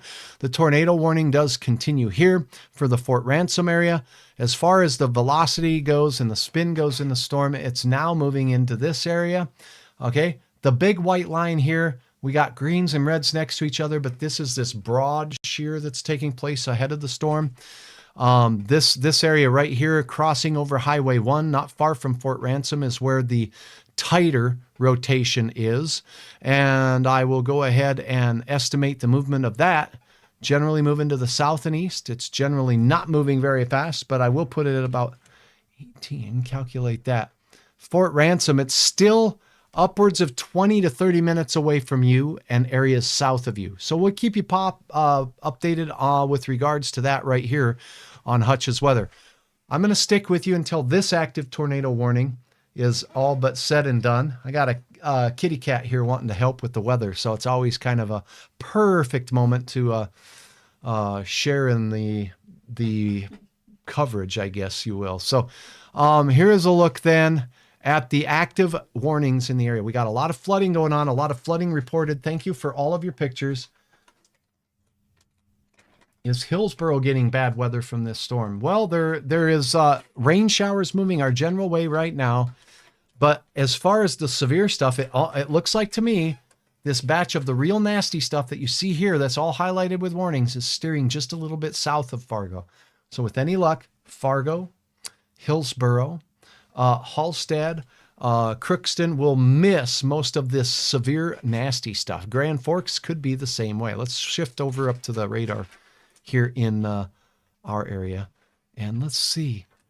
The tornado warning has been canceled for you folks in Barnes County, but not for the Fort Ransom area. Here's the rotating part of the storm, and it's moving in towards Fort Ransom now.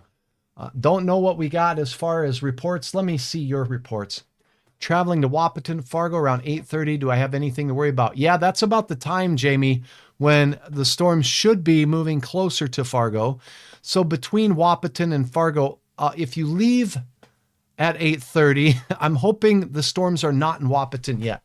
So if you take a look at where these puppies are right now, they're not moving very fast. So as long as they do not change speed, right now, these, as far as Wahpeton goes, they're 70 miles away, moving at about 20 miles per hour. So do the math. That's still 2 or 3 hours away. That's 9 to 10 o'clock. Hopefully you're okay. Keep an eye on Hutch's Weather and the radar here, and we'll keep you up to date. What does the night look like for Thief River Falls? Rain, showers. I'm not expecting severe storms there. There could be a few rumbles of thunder up in Thief River, Pennington County, but that's the way it's looking right now. Phones and sirens going off in Lisbon. Lisbon and Fort Ransom area, there is a very nasty, large hail-producing storm that has a history of 70-mile-per-hour straight-line wind gusts. If you're camping in Fort Ransom, please share this with anybody that you know is camping in Fort Ransom. If you're camping outside, this is not a good place to ride it out in a tent. It's not a good place to ride it out in a trailer.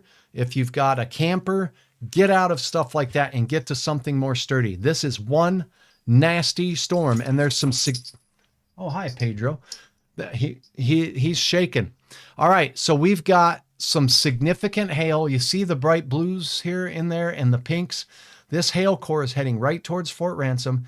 This is the outflow from the storm. It's from this outflow right here, this little backward C-shaped thing here. This is where I think we're going to have the strongest wind gusts with this. It's crossing Highway 1 right now. Please excuse me. Highway 1, wind gusts upwards of 70 or maybe more miles per hour will be blasting through your area as we speak. This little naked area right here where there's no echoes. Sometimes with the spin of a thunderstorm, it can take out the rain and hailstones and it wraps it around the storm. And so that would be the area of rotation that I would expect to see. Let's see where the velocity shows the rotation. Is it here? It's right where I put my hand. It is right there. The spin lines up where the hole is in the storm right here. This is a rotating thunderstorm. It's moving on a beeline towards Fort Ransom. If you're in Fort Ransom, get to sturdy structures right now because you do not have a lot of time. It still said there was a considerable amount of time. Let me retime this for you. Here is the center of the rotation. Fort Ransom and Fort Ransom State Park, it's 8 miles away. It's moving at about 20 miles per hour. It's about 20 to 30 minutes away. You have some time, but it's a great idea to get out of campers and get out of tents and get out of structures that are not anchored to their foundation and get into one that is, okay? I don't think it's a safe thing when a tornado is down the street from you to run across town and try to find shelter. Now is the time to do it in Fort Ransom. You have time to get to shelter. Please do. And I hope you're streaming this on your phones out there and you have some good coverage in the area. This is a pretty nasty storm. Very large hail potential. If we take a look at the radar here, it's got a 2 by it. This is estimating 2.25 inch hail, 100% risk of severe probability of hail. So this is a big storm. And it's moving in the general direction of Fort Ransom. It is moving in the general direction of Lisbon.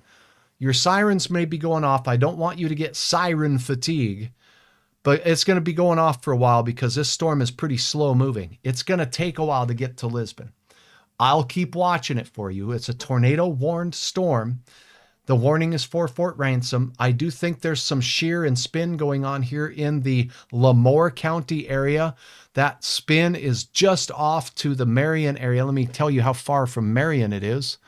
So as the crow flies from Marion, it is east-southeast by 12 miles. That's where the spin is. Thanks a lot. Val, I do need a beverage. I've got one here. Let me see. Okay, you can't see what type it is. It's a sugar water pop here. So that's what I got. No, not a barley pop. I'm not going to do that. I'm working here. All right. So starting to rain in Lisbon. Kylie, thank you for your report. So we do have some rain showers moving towards Lisbon. The rotating part of the storm and the very large hail is on its way, but it's going to be a little while before it gets there. So going back to the reflectivity, you're telling me I'm reporting rain. This does not show rain yet, but it's raining. That's why we need your reports. Thank you so very much, Kylie. I appreciate it. Southern South Dakota, Brenda, I'm going to get to you now, but there is the storm moving in on Fort Ransom and Lisbon here just outside of Fargo that is threatening campers and the like.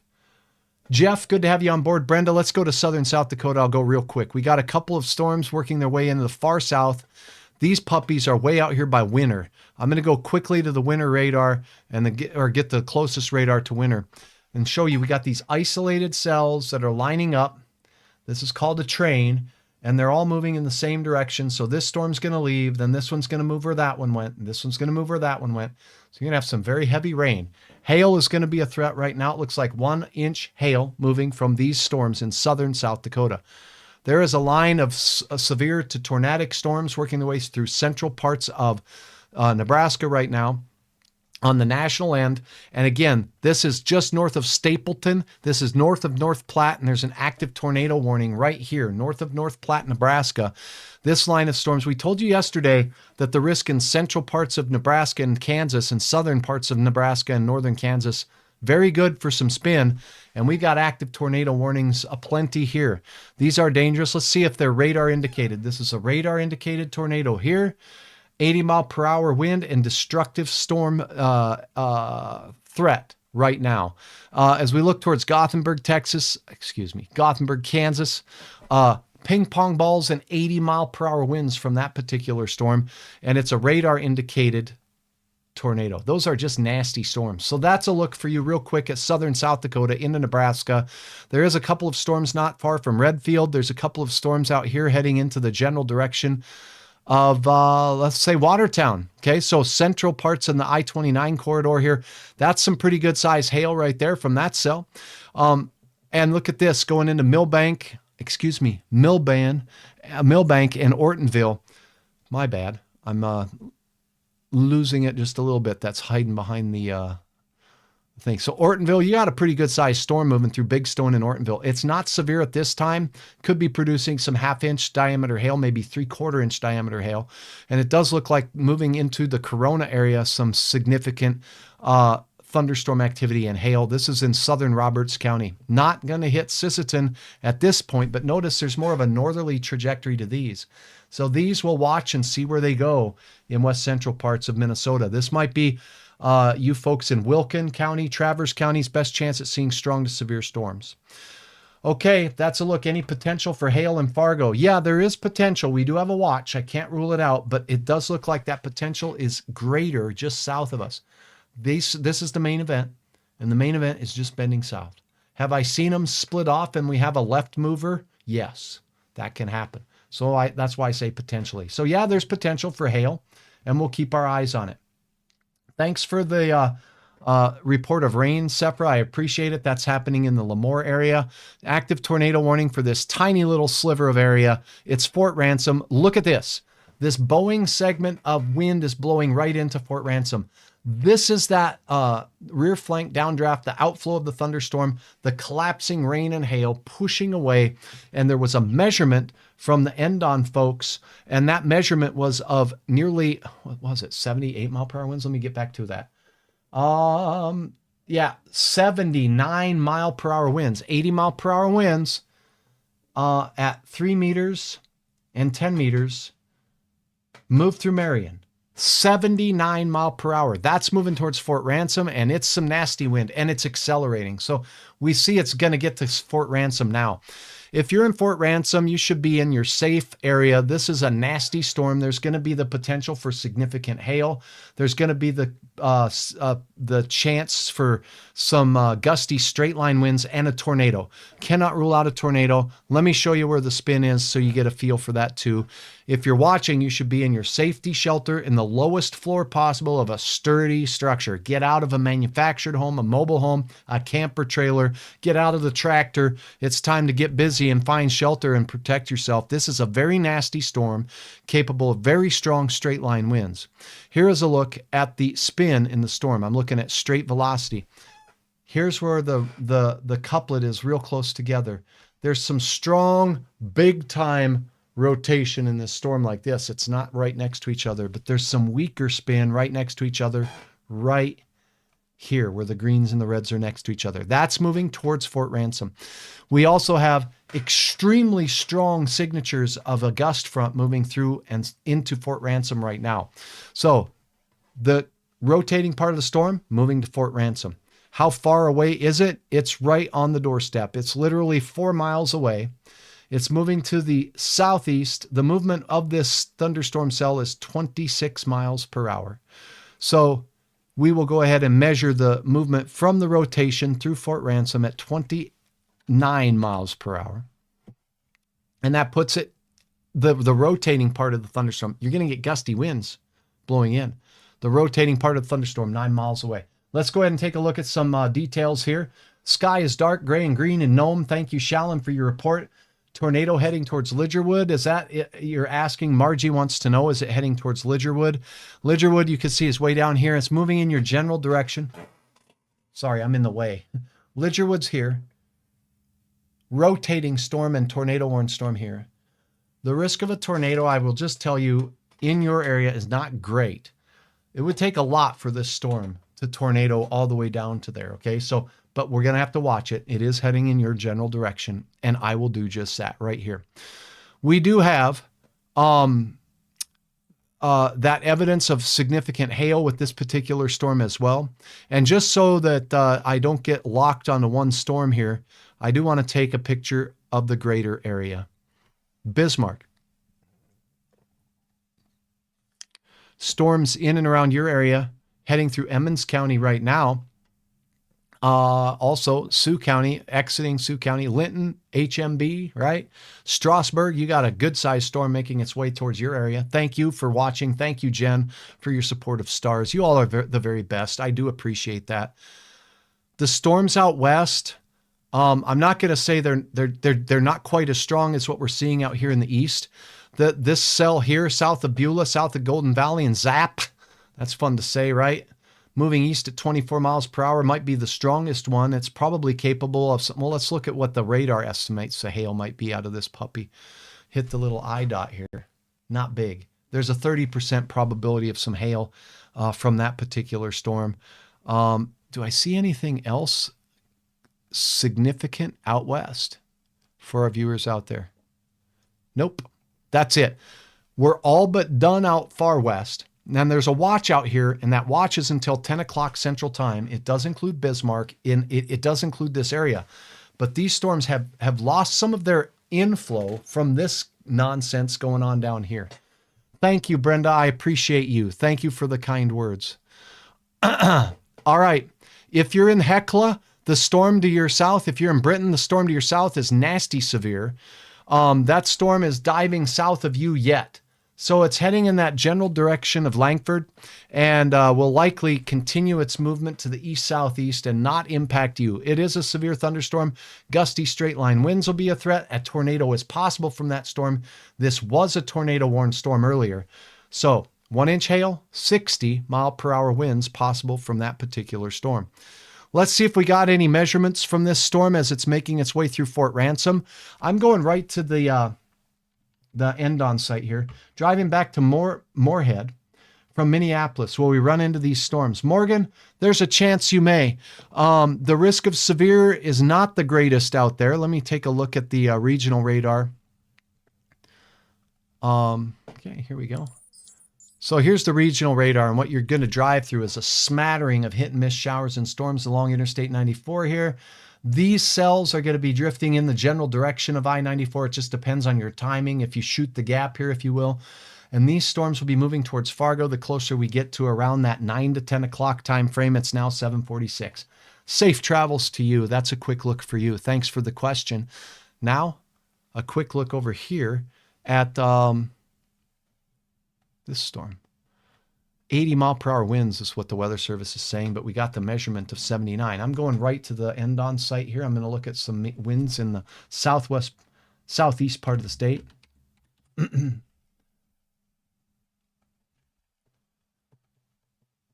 Okay, current winds, peak wind gusts, 71 mile per hour, or 71 knots. No, that says mile per hour. Okay.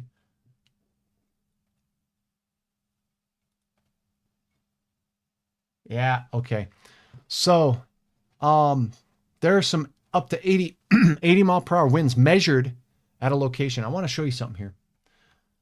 So bear with me while I save this puppy, and then we'll open it.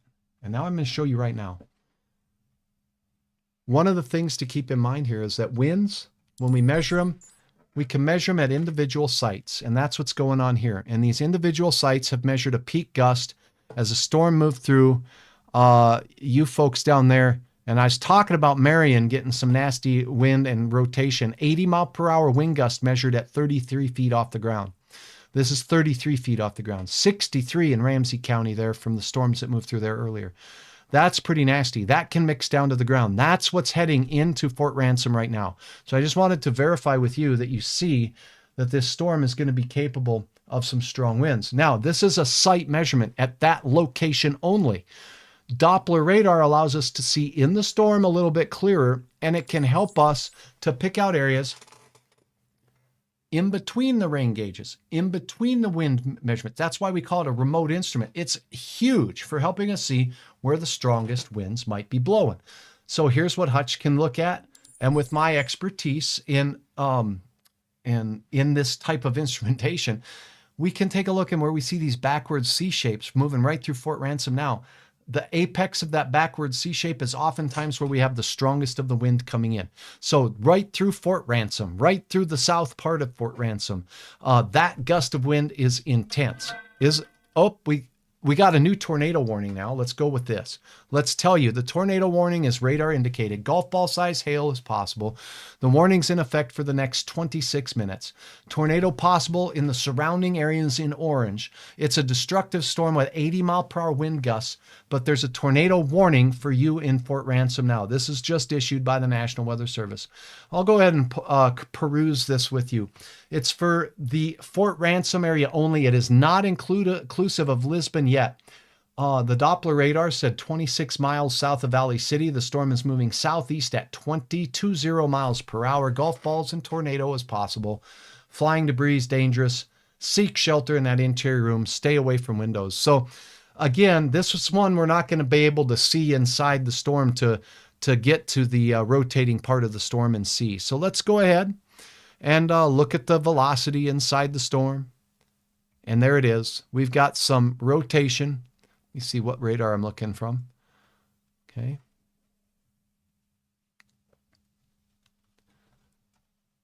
All right. Yeah, so essentially we do have some white in between the bright greens and the reds. There is some spin in this storm though, and it's pretty broad. There is some spin down on the south side of the storm as well. The Doppler radar cannot help me because the wind is blowing across the beam, so I cannot give you a magnitude that the Doppler radar is seeing as far as wind speeds go. I just don't have a good enough angle on this from the Doppler radars that we have available to us. Maybe the best might be Bismarck, but it's so far away, it's too high. I'm not even going to go there. Rotating storm moving in through Fort Ransom right now. It's heading towards Elliott and Lisbon. A tornado is possible. Large hail for some areas, not all areas in the warning area, but for some of you in this warning area, you're going to get some huge hail. And there's also going to be that risk for some gusty straight line winds. We've already had one measurement that pushed 80 miles per hour. So this is a dangerous storm. This is a whole line of storms right now is the way it looks on the radar, right? You might get the storm moving through, say, Elliott or Lisbon, and it looks like it splits around you. Storms, the farther we get away from the radar beam expands. So the radar makes these storms look bigger than they actually are. So that's why as they approach your town, what looks like this huge line of solid storm, you might get 0 rain here, but you might get 3 inches of rain here. So keep that in mind. This storm looks like a solid line of thunderstorms. It's not. Each individual storm with its rain shaft underneath it definitely can impact a smaller area than this whole area of red that you're seeing on the radar. I hope that helps explain that aspect of what it is we're looking at. So is the bad stuff going to miss Enderlin? Well, it's right close to you. The worst of it is going to miss Enderlin. Look at this. This particular cell here is diving just to the south of Enderlin. Not by much. You're going to get heavy rain in Enderlin. But with regards to the real big hail potential and the real big spin or wind potential, it looks like that's sliding to your south. I hope that helps. Black skies 4 miles west of Lisbon. Anything coming to Lake Park, Cormorant? Not until much later, and the risk of severe is quite low once we get past dark. I'll keep you updated, Molly. Thank you.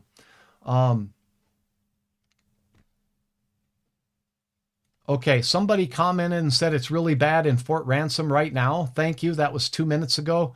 Rhiannon, thank you very much for your report. I sure appreciate that.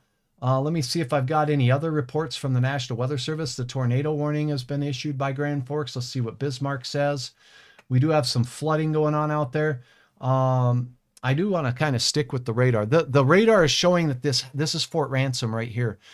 It's the Fort Ransom Park. It's a beautiful area, wildlife area. I've hiked there, I've camped there. Absolutely stunning country, but there's terrain.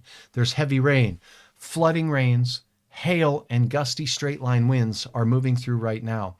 Now, is there a chance of a tornado? Yes, this whole storm could have a tornado. There is some rotation showing up on this part of the storm. This is the outflow of the storm. This is the hail producing part of the storm. And where the hail is falling, this is just where the radar sees it. Where it's hitting the ground might be a little bit different than what you're seeing here on the radar. You can clearly see, though, that this whole line of storms moving to the southeast would put it very close to going straight through Lisbon, right? Because if that's the north edge moving in this direction, and this is the gusty south edge, then anyone from Lisbon to Elliott has a good chance at seeing this impacts from this storm. Not all of you will see hail. Hail will be impacting a small area. Gusty straight line winds will be most prominent right here, but that might change too. And there's some rotation evident in the storm right here as it's making its way through Fort Ransom. So let's take a look at what we're going to see with regards to the spin in this particular storm. Yeah, it's still there, but the rotating spinny part of the storm, there's one here, there's one here. Here's Lisbon.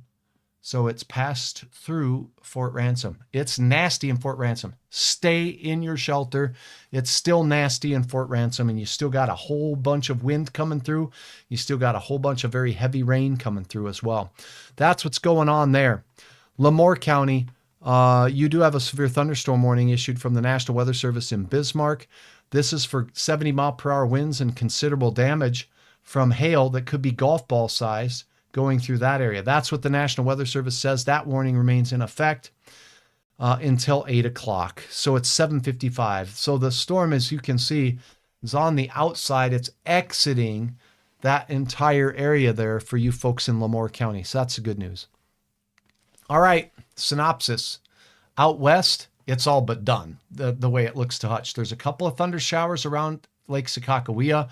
There's still a watch out in the Bismarck area, but the greatest risk for storms is happening here. This is the main event, making its way through. We are starting to see this little, I like to call it a triple point or a warm front kind of area right down here. There could be some very nasty storms here in west central and southwest parts of Minnesota, west of Wilmer. This is in that Benson, Morris area. We're going to keep our eyes on that. But the main event for us right here, right now, it's continuing across the Dakotas, all the way into Kansas, all the way south into Texas, Kearney, Lexington, tornadic storms making their way through the Lexington area, and 80-mile-per-hour winds, much like what we're seeing in our area.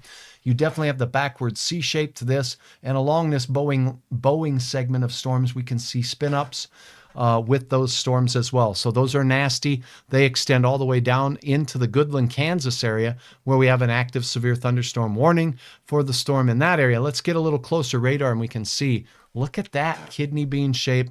You can clearly see the outflow from this line of storms. That is a gust front. So if you live right here, your wind might be coming out of the south, and it's like a ho-hum day, except the skies are getting dark. Once this line moves through, your wind is going to smack you from the west northwest. It's coming from this way. And just as I speak of it, the Weather Service here has issued a new severe thunderstorm warning for this.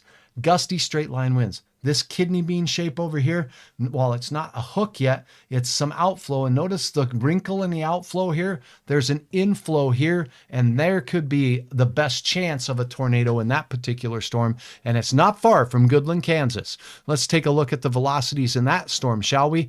That one there, moving into the Goodland area, we do have some, well, the Goodland radar's right here.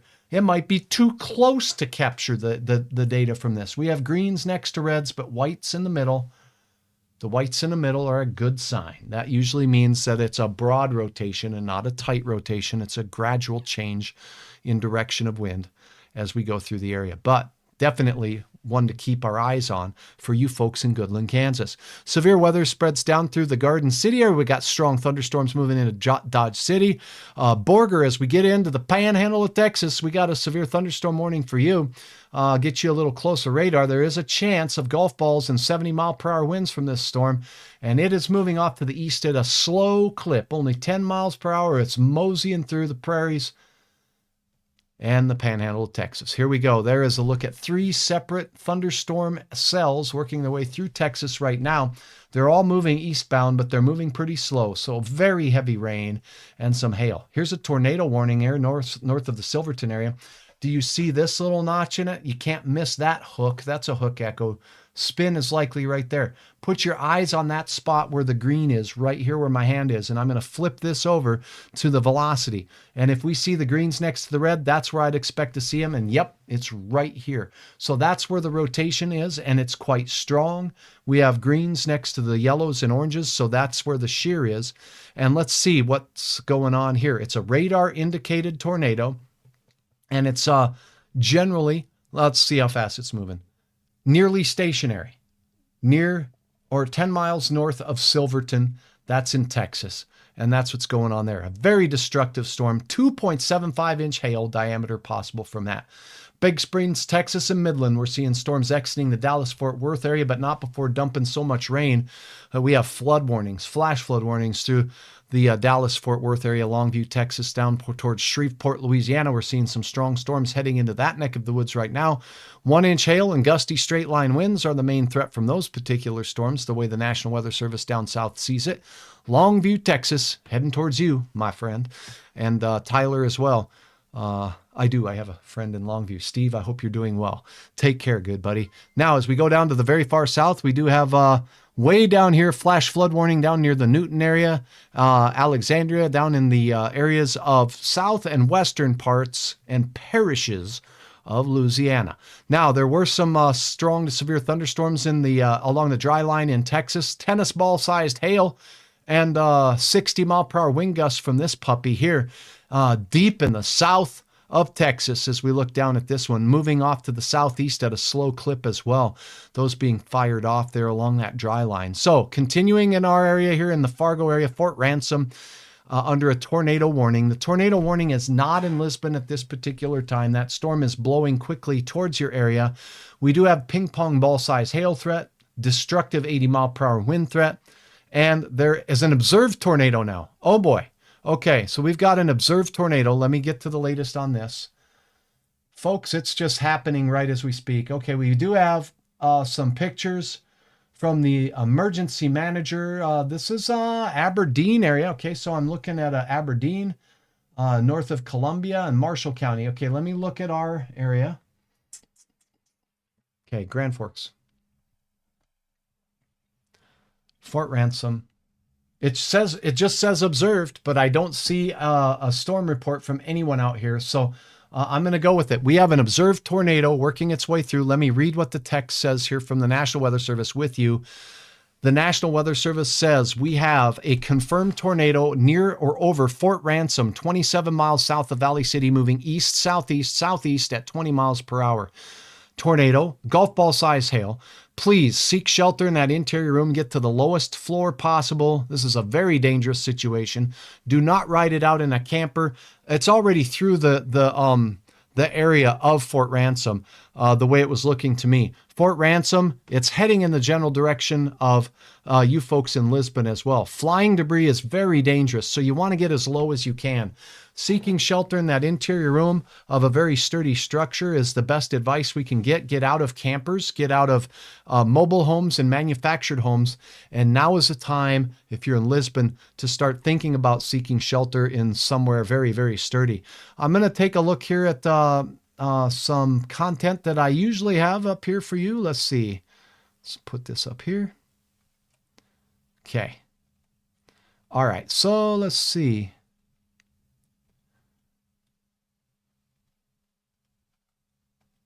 Okay, I will wait on that. What I'm not going to wait on is this. This is a very dangerous storm. We've been talking about it here for some time, making its way towards Fort Ransom. There is now an observed tornado that the National Weather Service has reported. If you can kind of see, there's a notch in the storm right here. That would be one area. And then there's another notch on the south side here. That would be another area that I'd be concerned about for the shear or spin in the storm. I'm going to turn on the radar sight so I can look at which one I'm coming from here. Thank you very much for your stars and your support. Pardon me. Wendy, I appreciate it. How about Walcott? Pardon me while I finish this thought here, and I'll see what I can find out. This storm then, if we look at the velocities, let's go to just the base velocity here. Okay, so you could, yeah, it's right over Fort Ransom. Okay, so here is the area. There is spin right over Fort Ransom. We do have some evidence of some spin way on the south side of this this branch or line of storms as well. Let's loop this, and I'll show you that this kind of went this way and then backed back in. So let's see if I can loop it here. Oh, that's only 7 frames. That might be enough. Let's see. Got to hit the play button. Okay, so there were some very strong winds blowing out this way. That's inbound towards Mayville. And then there's wind coming in this way down through Fort Ransom right now. That's north to south wind. And then this system is going to bring a very gusty west-northwest wind into places like Elliott. There is some evidence of some spin or a little pocket right here near Elliott right now as well. It's very weak, but it's high up. So this whole area is very concerning. Large hail. Ping pong ball size hail, a little over an inch in diameter, possible from this cell as it works its way to the south and east towards Lisbon. Let's go ahead and get you some timings on the storm once again. And if you have a report, thank you for sharing. Tornadoes in Fort Ransom and Lisbon, Kylie says. Tornado sirens going off in Lisbon. Okay, so if you are in Lisbon, you notice that the warning does not include the city of Lisbon, but they're sounding the alarm because this storm has a confirmed tornado and it's moving directly towards you. So the confirmed tornado is near Fort Ransom right now, but the leading edge of the storm is right here. So you're going to get hit with some rain and some hail, and then after that, there is a chance for a tornado. We can see it along this leading edge as well, but this is a dangerous storm. Anyone, Elliott, Lisbon, rural portions between Fort Ransom and Lisbon along Highway 27 and north on 32, you should be seeking shelter in an interior room away from windows. Very large hail with where the pink is here near Fort Ransom, where I drew the line. That's the first thing you're going to feel. And if I take a look from that line and measure how far that is out from Lisbon, it's not very far. So Lisbon, as far as this goes, it's 4.5 miles outside of Lisbon. The sky must be dark there. Observed in Fort Ransom, says Kylie, and we are lucky to have you in Fargo. Terry, I really, really humbly appreciate your comments there. Fargo to Dickinson, Daniel says. Fargo, not bad. As you go west right now, you're going to run into some storms, but the strongest are south of Interstate 94. You're going to get out there pretty good shape, it looks like, if that's what you mean by your question. Travel. Fargo to Dickinson now, worse down south of the interstate. Heading to Detroit Lakes? No. Nick, this is not heading to Detroit Lakes. It's heading towards Wahpeton, Breckenridge, and we'll keep you posted if it maintains. It's only about 3.5, 4 miles outside of Lisbon, the leading edge of the storm. The rotating part of the storm is still out here by Fort Ransom, and that is about 10.5 to 11.5 miles away from Lisbon. So I will keep with you. If you're in Lisbon, this is what I want you to do. And kids, if you're home, if you're outside having a big graduation party, let me tell you, it's now time to pull the rug on the party and get inside and seek shelter. This storm has produced almost 80 mile per hour winds measured. That's number one. Number two, there's rotation that's been showing up on this since about an hour ago, and a tornado has been confirmed on the ground with this storm near Fort Ransom. It's moving right towards Lisbon, so you have time to respond. I want you to say this with me. Walls, walls, walls. I want you to put as many walls between you and this storm as you can. Get to the lowest floor of a sturdy structure. Get to the lowest floor of a sturdy structure. Basements are the best, because if you're in the basement, you're underground, and if you're in the basement, the debris is flying over your head. So any sticks, twigs, trees, or anything else flying through the air is above you. Get to the basement if you have one. Get to an interior room of that basement and make sure you protect your head. I know you can't see me here, but if you have a doorway, the doorway could be it. If you have a desk, get under a desk, support your head. So if something collapses in the house, you're protected. You need to get out of things like, and this is not a joke, this is serious business. If you're camping, get out of a camper, get out of the tent, and find that sturdy structure. Maybe there is a well-built brick shower house at the campground, right? Okay, you should be there in Fort Ransom. If you're in Lisbon, you need to get out of mobile homes, manufactured homes, and get to somewhere more sturdy. Get to the most interior room that you can on the lowest floor, and get low and wait for us to give you the all clear. I hope everything is okay. It should be. It's just we got a tornado warning, and it's serious, and it's a nasty storm, and it's moving into a populated area in the Cheyenne River Valley right now. It's moved through Fort Ransom and is over Fort Ransom now. The hail, the rain, and the tornado warning continues for Fort Ransom. The tornado warning is this pink and red box. The tornado warning is not in Lisbon, but the sirens are sounding. And I'm just walking you through this. I want you to seek shelter in that room, in the interior room, the lowest floor of a sturdy structure. Lisbon, the leading edge of the storm, is working its way towards you as we speak. Okay, I'm going to go out, make sure I'm not missing anything for our viewers. Northwest Minnesota, Hallock, Kennedy, standard showers. Stephen, Argyle, North, maybe Carl said you're going to see a thunder shower making its way over. Not much lightning with it though, right?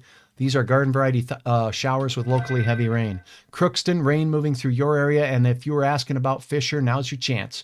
It maybe just passed you a little bit ago, but there's some showers moving through that area right now. Grand Forks, I think your shot at rain and thunder is all but done. Okay, I think that your risk for severe weather is all but done.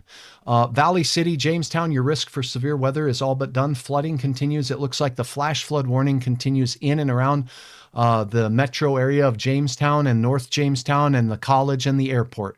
Those areas taken on an abundant amount of water. Tornado warning has been extended to Lisbon. Okay, getting loud near Kindred now, looking wild to the west. About 20 minutes, figure we start seeing serious stuff. Trev, thank you for the report. If you are looking from the Leonard area and the Kindred area, here's Kindred, here's Leonard. Here's a tornadic storm not too far from you as a crow flies. It's sneaking to the southeast. This white line shows the direction of movement, at least latest movement calculated by the National Weather Service Doppler radar. Okay, and this storm is heading into Lisbon. If you're in Lisbon, I know I'm repetitive, but it's important. Get out of a mobile home, get out of a manufactured home, and get into a sturdy structure. And don't be wandering through town now. It's time to get there. It's time to be there and get low. Kids, stay calm. We don't have time to bring everything with us into our safe places, but hopefully you know where that is. Talk about it with your family. An interior room and walls, walls, walls. Put as many walls between you and this storm as you can. Okay? If this storm is still producing a tornado and if it picks up some debris, it'll throw it at homes, it'll throw it everywhere. And if you're outside, you can obviously get caught by it. If you're standing by a window and you're looking outside, a tree branch can fly through and cause you to get hit. Tornado on the ground in Lisbon. Kylie, if that's the case, get in your shelter and stay in your shelter. If that's true, I'm going to look at the National Weather Service report. Inflow increasing. Tornado warning, Fort Ransom. Okay. I'm going to look at one more source, but I'm not going to spend a lot of time. Is Fergus Falls going to get hit? It'll be very, very late. It'll be very, very late in Fergus Falls. That's all I have time for right now in Lisbon. I don't know if it's confirmed that a tornado is on the ground. It's confirmed that this storm has produced a tornado, and it does look like the velocity, the spin that I'm going to show you right now is near Lisbon. Right here is where I see the spin, but that doesn't mean that we don't have something going on in Lisbon. You probably heard very gusty winds from the northwest just now hitting Lisbon.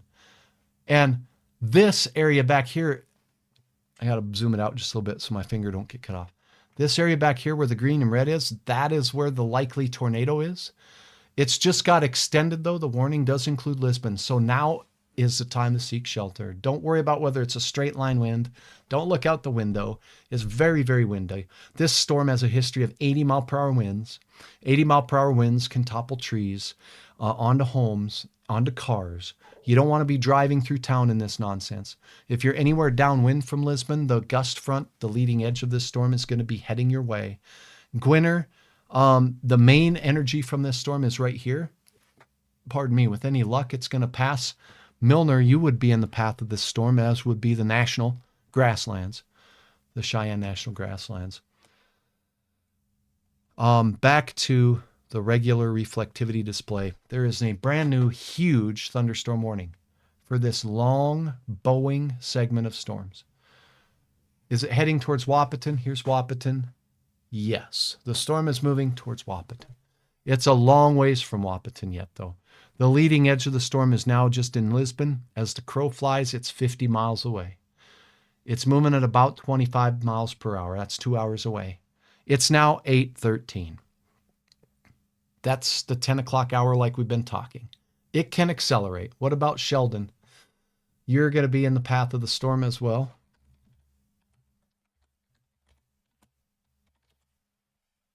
And I'm trying to make sure that I'm not excluding any communities here with regards to where the storm is. But you're going to get the rain here in Sheldon. The rotating part of the storm is just to the south of you. The hail is to the south of you, and it's kind of moving in a southerly direction. You're in the warning, though. So seek shelter in Sheldon. Stay away from the windows. You're going to get gusty winds. Those winds on your side of the storm could exceed 50, maybe 60 miles per hour. Where we see this backwards sea thing, there's some nasty gusty winds there. And this thing in particular, ridiculous winds. This is not only where we could be seeing the tornado right here at this conjunction of this line and this line, right here, moving towards Lisbon now. This is a downdraft. This is going to cause the storm to escalate, move more quickly to the south and to the east, and it's going to possibly develop even more thunderstorms down on the south side of this particular system. Thank you, you guys. I appreciate your kind words. Thanks, Natasha. How about Detroit Lakes? Very late, Shailene. Right now, we do have some showers and storms in your area. Cormorant Lakes area. Let me see if I can move this over real quick. Right now, Cormorant Lakes, Lake Eunice, we got a thunder shower. That's it. It's not severe. It's not expected to be severe. Vergus, we got storms. Where we could have a chance at some severe storms, these puppies down here near Henning, those are moving northeast. Those are stronger. This stuff out here in the Ortonville area is moving in your general direction of southern Otter Tail County. That's where the better chance will be. So if you are up in the Pelican area or Cormorant area, the chance of severe there is a lot lower. That's how it looks. Will it get bad in Fargo? It looks like to me. If we want to just play projection here, let's get my pencil out. I'm going to get a big marker because I like big markers and I cannot lie. Okay. These rain showers are moving towards Fargo and DL. Here's the main event moving this way. Got it? North of this line, the risk, in my humble opinion right now, is a little lower. I will say this. You can get this storm here to break off and go straight east, though. And if that happens, then we could get a strong storm. Amanda, thanks for the kind words. Thank you very much. Okay. The best chance at severe weather from this Boeing line segment is southeast North Dakota. Parts of Wilkin County, Traverse County, Lake Traverse, Sisseton Hills. More storms heading towards you from the west right now, very slowly. Up north where you see just this green stuff, that's just garden variety thunder showers. Deer are booking to beat the heck to the wood line. They know something's cooking. I think animals aren't amazing. They just have that sixth sense. They can hear and sense things we can't. How about Wheaton? Rita, Wheaton is in the path of the storms, yes. It'll be a while before they get here. I've been telling people in and around the Wahpeton, Breckenridge area closer to 10 o'clock, and I do think that that'll be about right. Pull my pencil back. Okay, Lisbon. This Boeing thing that you're seeing moving through here, it's moved through Elliott now. Elliott, it looks quiet there. Light green, rain, nothing. It's probably windier than snot there right now. That wind is very strong and it's pushing this way. The wind is what's causing this to bow this way. We have this cluster down to the south. Let's analyze the spin. We still have some hail. The radar to me says 1-inch diameter hail or a little larger. Moving across, that'd be the Highway 32 corridor right now. That hail will be north of Lisbon. But look at this notch. Remember we've been following this little notch here? Got this area, and right here. Let's see if there's spin there. Let's see where the rotation is. Or is it behind the line? Is it back in here?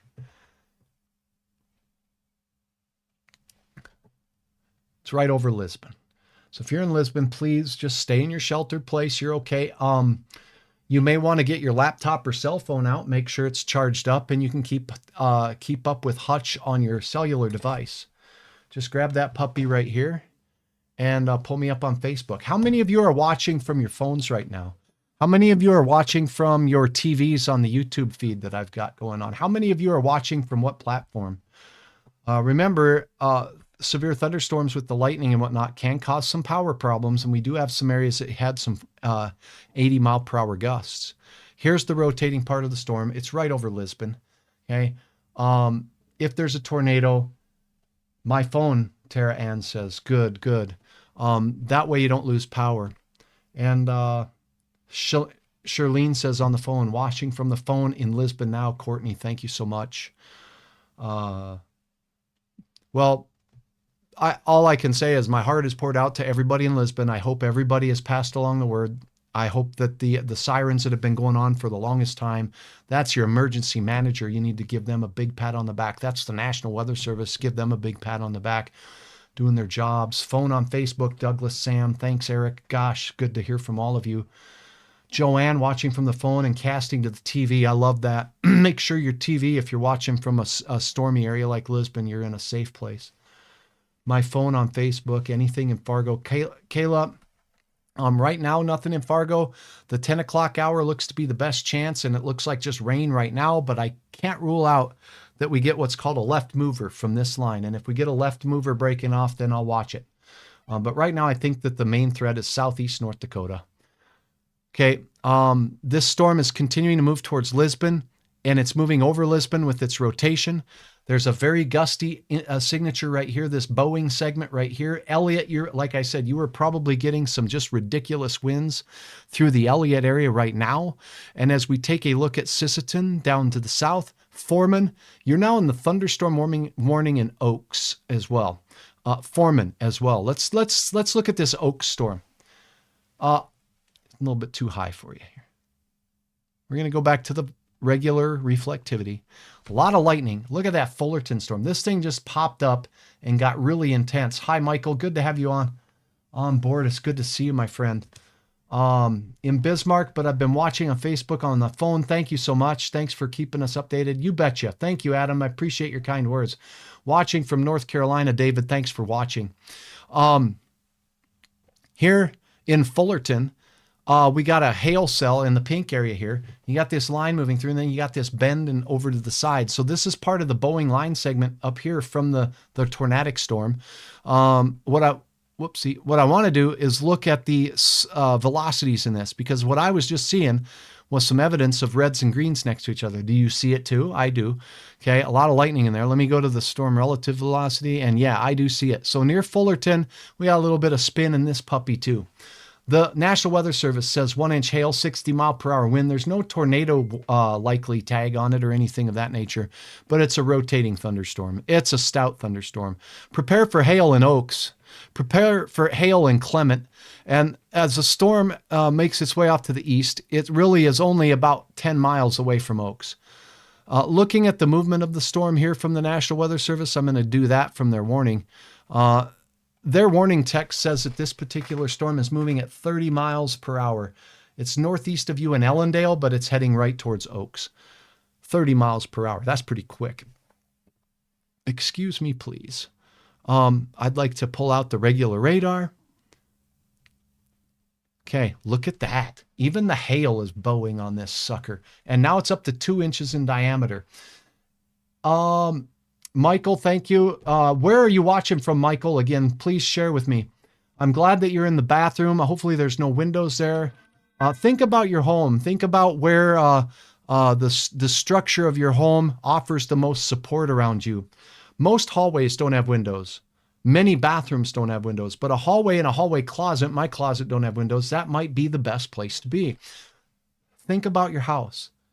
Think about where the lowest floor is, an interior room, no windows, just a hallway. You want as many walls between you and the storm as you can. Returning to coverage of this Clement storm. This has a Boeing hail core. Look at that thing. It's bending out that way. Gusty winds, hail, and it's heading right towards Oaks. I don't think it's moving at 30 miles per hour. I'm going to reassess myself here. Let's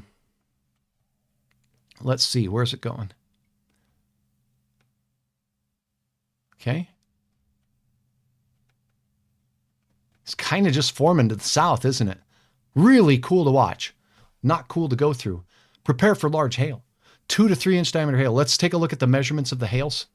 Hail's 100% probability of severe size hail. 2¼ inch will be the largest stone that the radar estimates right now. May not be that big by the time it gets to the ground, but 2-inch diameter hail possible. Moving right towards Oaks. Oaks, if you're in the path of this storm, now is the time to plan on battening down the hatches. Prepare for wind gusts upwards of 60 plus miles per hour. Hail over 2 inches in diameter, not out of the question with this at this present time. And there's a little spin in that cell as well. How late you staying with us tonight? Incredible weather. Thank you, Douglas. I'm going to stay with you as long as I need to. I do think that the models have not been very good with this particular storm, but they never are precise or exact, almost ever.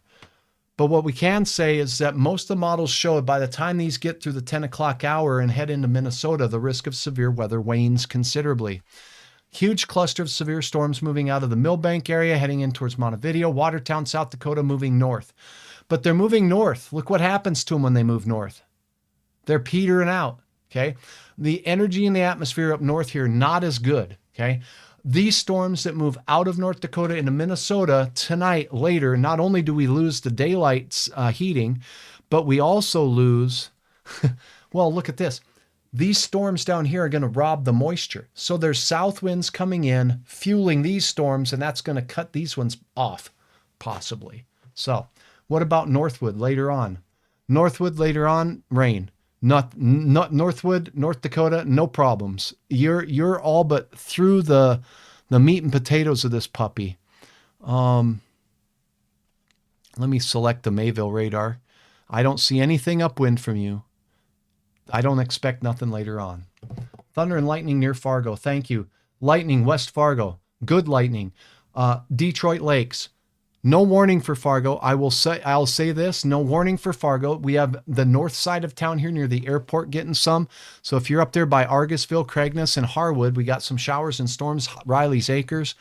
You can see Fargo Hector here, 71. Wind from the south. You're hearing that thunder. It's happening. It's coming close. Tower City. There's a little Boeing segment here. We don't see the bright pinks. The hail is not ridiculous or redonkulous. This one looks like it might be moving more due east. Let me look at that. I think this whole cluster is slowly moving east and south. That might mean a better chance in Horace than in Fargo of seeing the real heavier rain. But we have new development taking place right here on the north side. See how it's just not moving and it's just developing. That's what's going on. How you doing in Lisbon? How you doing, Lisbon? This tornado warning continues for you.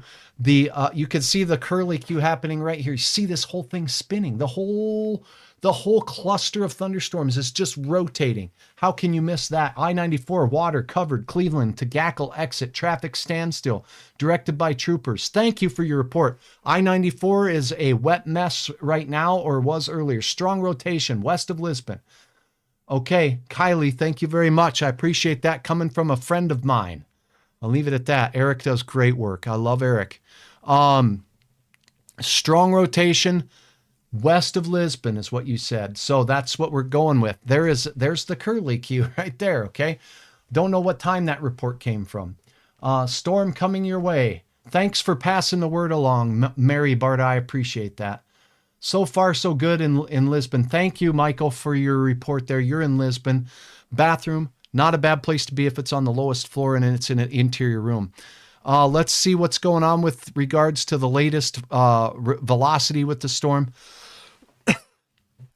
We have very gusty winds. We have some rotation showing up here to the east of Lisbon now. We have some rotation showing up to the south of Lisbon now. So this storm is moving. Now, that doesn't mean that you're in the clear in Lisbon. You're not. There's the rotation. It moved right into town, right there. And now it's just moving east of town. Okay, so that the rotation is not done and out of town yet. It's almost moving right along Highway 27 the way it looks. I'm not sure what we're seeing elsewhere. Pretty dark west of Kindred now, getting stronger and stronger, guessing 15 to 20 minutes. Thanks, Trev. Let's go take a look at some DOT cams because there are a few down here near Fort Ransom in this area. So let's zoom in and take a peek. It might. Okay. Warning, you see the triangle here near Jamestown? That's the flooded roads that we were talking about. It's just underwater. Okay. Taking a look at the Medina area. Look at this. Look at the dark clouds out there. You can see these puppies from that far away. Are you kidding me? Okay. Now let's go south where this is happening. Let's get to the Lisbon area. Here's Foreman looking up towards Lisbon. The Foreman camera, I'm very sorry, but it doesn't show up very well. Verona doesn't show the sky very well. I'm not going to get very good view of this particular storm. Let's look down towards Ellendale and Oaks. Cullum. Yeah, I'm not going to see anything. I hate to be a Debbie Downer. And if your name's Debbie, I'm not being a downer on your name. Ashley. Yep, things are clearing out of Ashley. Foreman, dark clouds. Oh, very, very dark clouds. So here's Foreman on the radar. They're coming your way. They're coming from the straight west. There's that line moving through Oaks now, and they're coming from the Lisbon area to the north. So yeah, yep, that's what we got going on there in Foreman. Okay, let's see. What else do we got going on? Valley City and western parts of Cass County, rather. I'm sorry. Let's look at Castleton. Castleton showing that we really don't have too many low or dark clouds coming into the FM area right now. There are some storms developing north of town. Let's take a look at what those look like. Yep, they're dark. You can see them here. Am I worried about those? We are in a watch. We'll continue to monitor the development of those and see if they get stronger. Sometimes storms that form in an area that hasn't had the strongest of thunderstorms yet has more energy to work with. Now, Valley City, Sanborn, the exit out here. Look at this. Look at that sky. I mean, just wow. The bright sunshine starting to show back up on the one end, and very dark and rainy, and just you can just see how ominous things are looking down there as you look down to the south in southern Barnes County. Okay, so I'm not seeing too terribly much from our sky cams in those areas. Flooding in and around Jamestown, a little bigger than pea-size hail in Lisbon. Ellie, thank you so very much. Rain, lightning, thunder, Lisbon, some hail, itty bitty nothing, not too big. Wow. Okay, that's good news for Lisbon. The hail size, well, that hail core looked like it was just a little bit farther north of Lisbon. So that's very good. Let's take a look at the radar once again. Thanks, Wayne. Thanks so much, Jamie. Love that you're watching on the phone on Facebook. That's fantastic. Tornado warning. Look at this curlicue here. This whole storm, this is not one thunderstorm. This is a whole solid line of thunderstorms. And it starts up north, and it moves into Lisbon, and it moves down to, there's going to be a little gap in between some of these storms, but these are all part of a system. And here's something I'm starting to see here. A little low pressure system starting to form right over Lisbon. That, my friends, is what we call a mesoscale convective complex. This is a cluster of thunderstorms that's getting so organized that one feeds the next, and it's also rotating. It might even, if it were to continue on, be characterized as what we would call a mesoscale convective vortex. If this continues, this little, well, comma shape or curlicue shape. That's what you're looking at there. More cool meteorology that has Hutch all interested and excited. Looking west of Fargo, looking out there by Tower City. These showers are drifting slowly to the south, as are the ones out of the Oriska area, heading down into southwestern parts of Cass County. If you are in Enderlin, you're going to get some storminess. The strongest, well, there's a strong cell just north of you now. It's not severe, but it could have some hail. And I'm talking half-inch hail. Downpouring here now with lots of thunder. Thanks, Megan. I sure appreciate that. That's Kindred area. I'm seeing Kindred starting to see the approach of something. Look at this thing. Just show up. That is amazing. So remember I told you it might get to Fargo earlier because we might get some back building? Look what's happening. We're getting this building or developing line of storms. That doesn't necessarily mean they're going to be severe. In fact, the chances aren't fantastic of it. But now all of a sudden, we have this new string of storms starting to fire along a line here between areas near Argusville and south in towards Leonard. And that's what's going on. So I'll keep my eyes on that. That gives me something else to do. Megan's in Enderlin. Thank you very much, Megan. And reporting some very heavy rain. There is what could be some smaller hail just off to the north of you, not far from Nome. It's halfway between you and Nome. It's moving in your general direction there, right along the county line and the highway, right? So get ready for that. Sheldon, you got heavy rain too. Lisbon, tornado threat. Let's analyze it.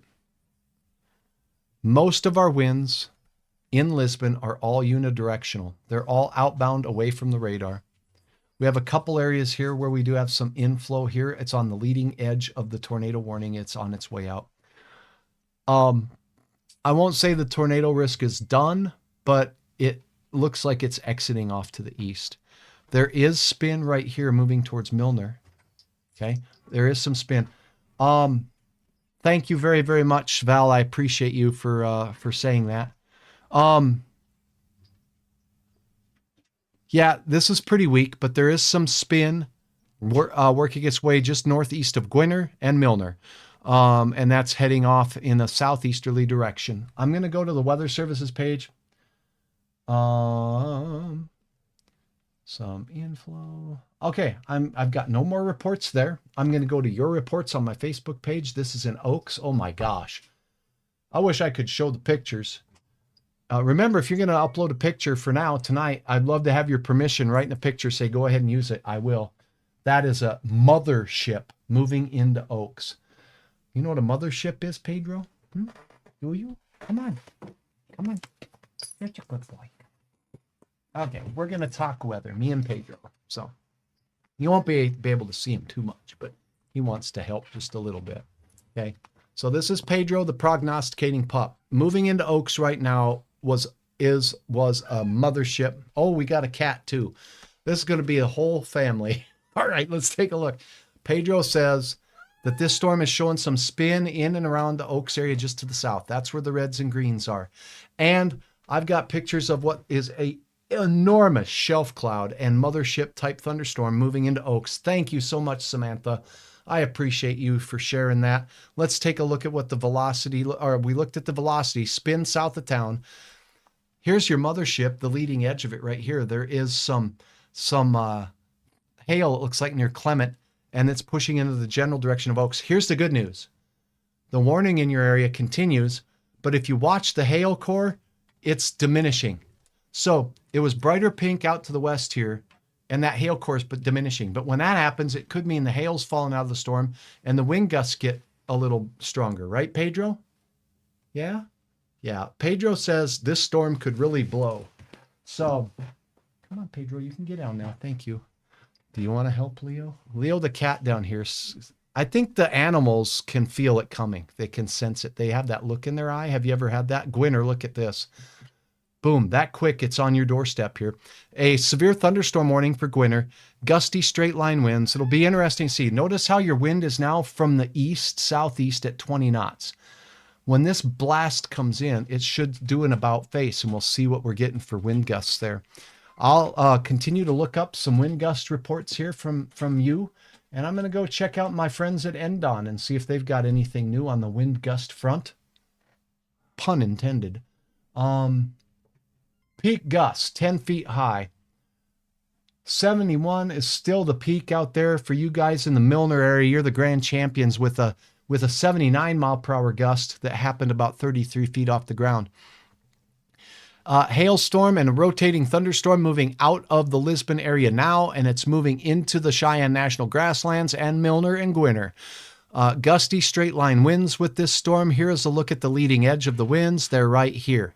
The leading edge of the winds with this bow, the bow tends to bend in the direction the wind is coming from. Expect very gusty northwest winds in Gwinner and Milner to be hitting soon. Some of those winds could be in excess of 60 miles per hour. The intensity of the hail is right here, and that seems to be waning just a bit, but it's still a hailer.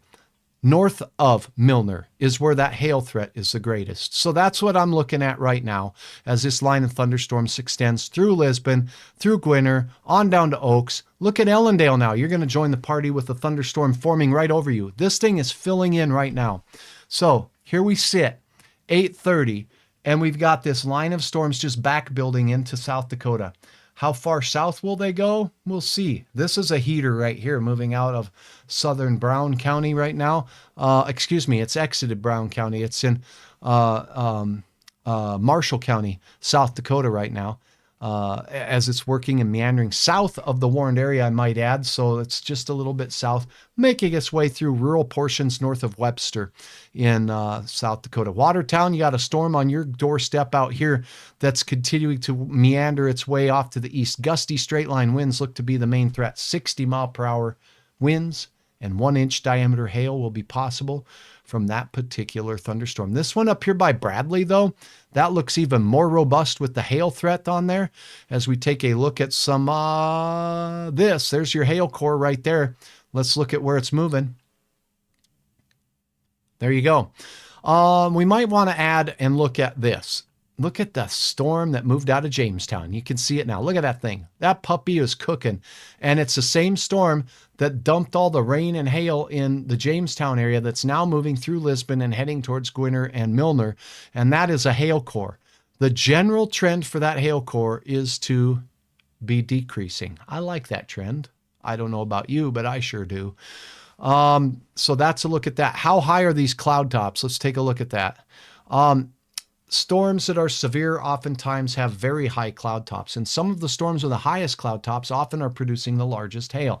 So what are these yellows indicative of near the Cheyenne National Grasslands? 45,000-foot cloud tops here.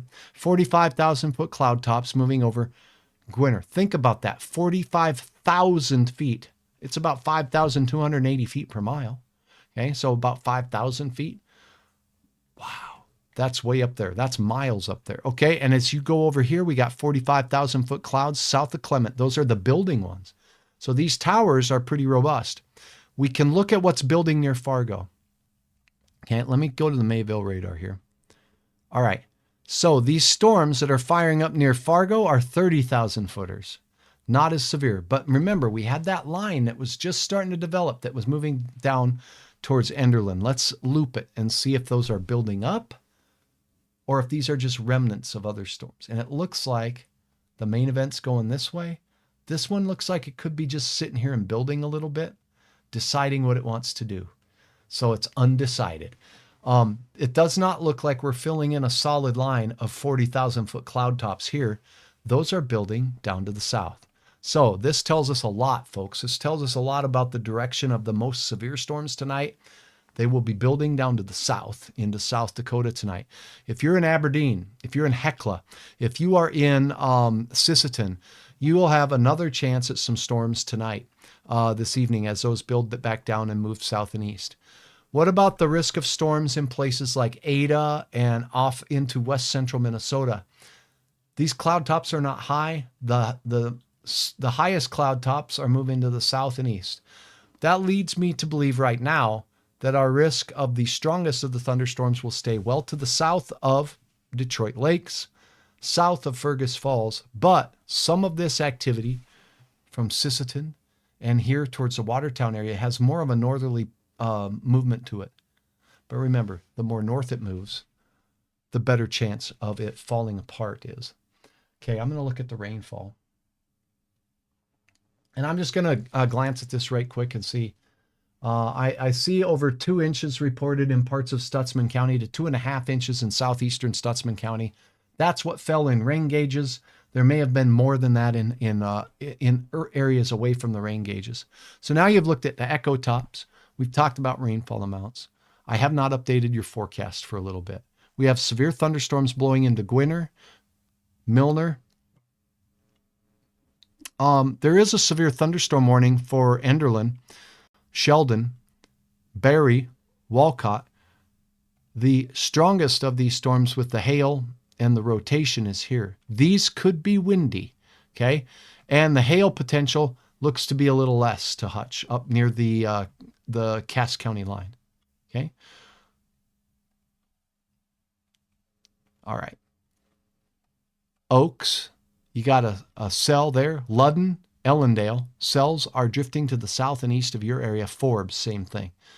These storms are just forming, but they're very slowly. See this movement slowly drifting to the south and east for now. Let's talk about the forecast. Any questions? Here comes the rain to South Fargo. Oh, yeah. And West Fargo, too. Look at Mapleton out here. Boom. That one is intensifying a little bit. The cloud tops are not impressive with it right now, but you can certainly see a heavier band of rain forming here along this boundary.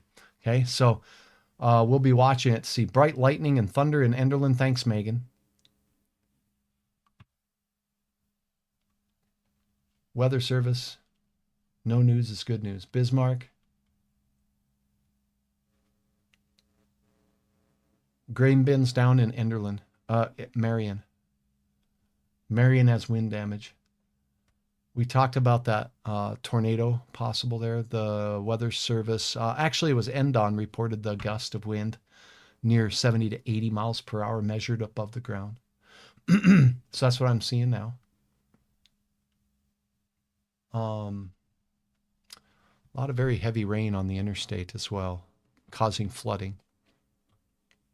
If you missed it, check this out. You're going to want to see this. Cody Mack, speaking of our first event that happened today, we had a tornado warning up near Woodworth in northern parts of Stutzman County. Cody Mack gave me permission to use these pictures, and Cody, I really do appreciate you, and thank you for doing that. This is what Cody saw. This is no small tornado, folks. We're fortunate it happened out in rural portions of Stutzman County, but that is like a stovepipe, right? That is a very large tornado. Not only do you have this tornado coming from this wall cloud, this is a wall cloud right here. It's a lowering of the cloud base. The cloud base is the dark gray thing up higher, so it's probably up above my hand, okay? This wall cloud produced that, touching the ground. It got rain wrapped, according to Cody. But look at this. This was another lowering of the cloud base. Sometimes these puppies just kind of one forms and another one forms next to it. Amazing photo, Cody. Thank you for sharing. Let me show you more. How about this one? This is from a cell phone, but you can still see how wide that puppy was. Stutzman County, rural Woodworth. Cody, thank you. I think I have another one to share with you.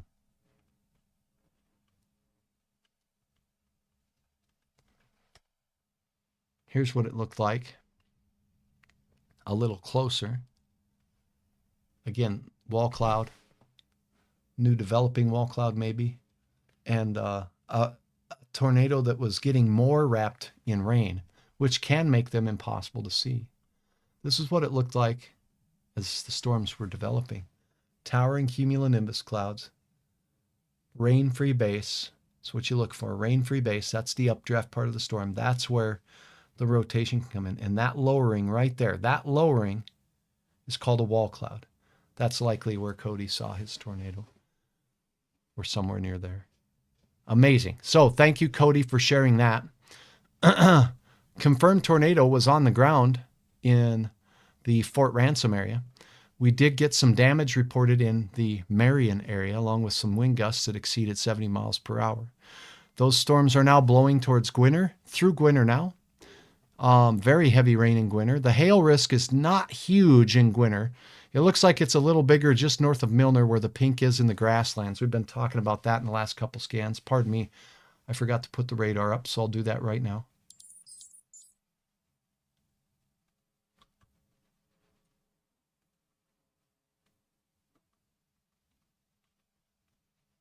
All right. Thanks, Don. Thanks, Alex. And thanks, Natasha. Learning some things and talking weather and keeping people safe. That's what we do. Good news. Tornado warning expired. Severe thunderstorm warning continues for this whole area in orange. Milner, Gwinner, Foreman. Storms are mainly going to be a wind threat right now. Even the hail looks like it's winding down a bit. But I would still bet a little over 1 inch diameter hail. Let's see what this says. 1.75 inch hail. That's golf balls. So Still has some potential for some big hail. Still moving into Gwinner. How about the hail on that one? Let's look at that. Here's this little puppy. This one says 1-inch hail. So moving into Gwinner, a little bit smaller hail. The larger hail's up near the grasslands, heading towards Windmere. You can see the track of this storm, by the way. The cone, the most likely path is along the white line near Windmere. You're in the warning too, Windmere, so it's going to be punching into Richland County here shortly.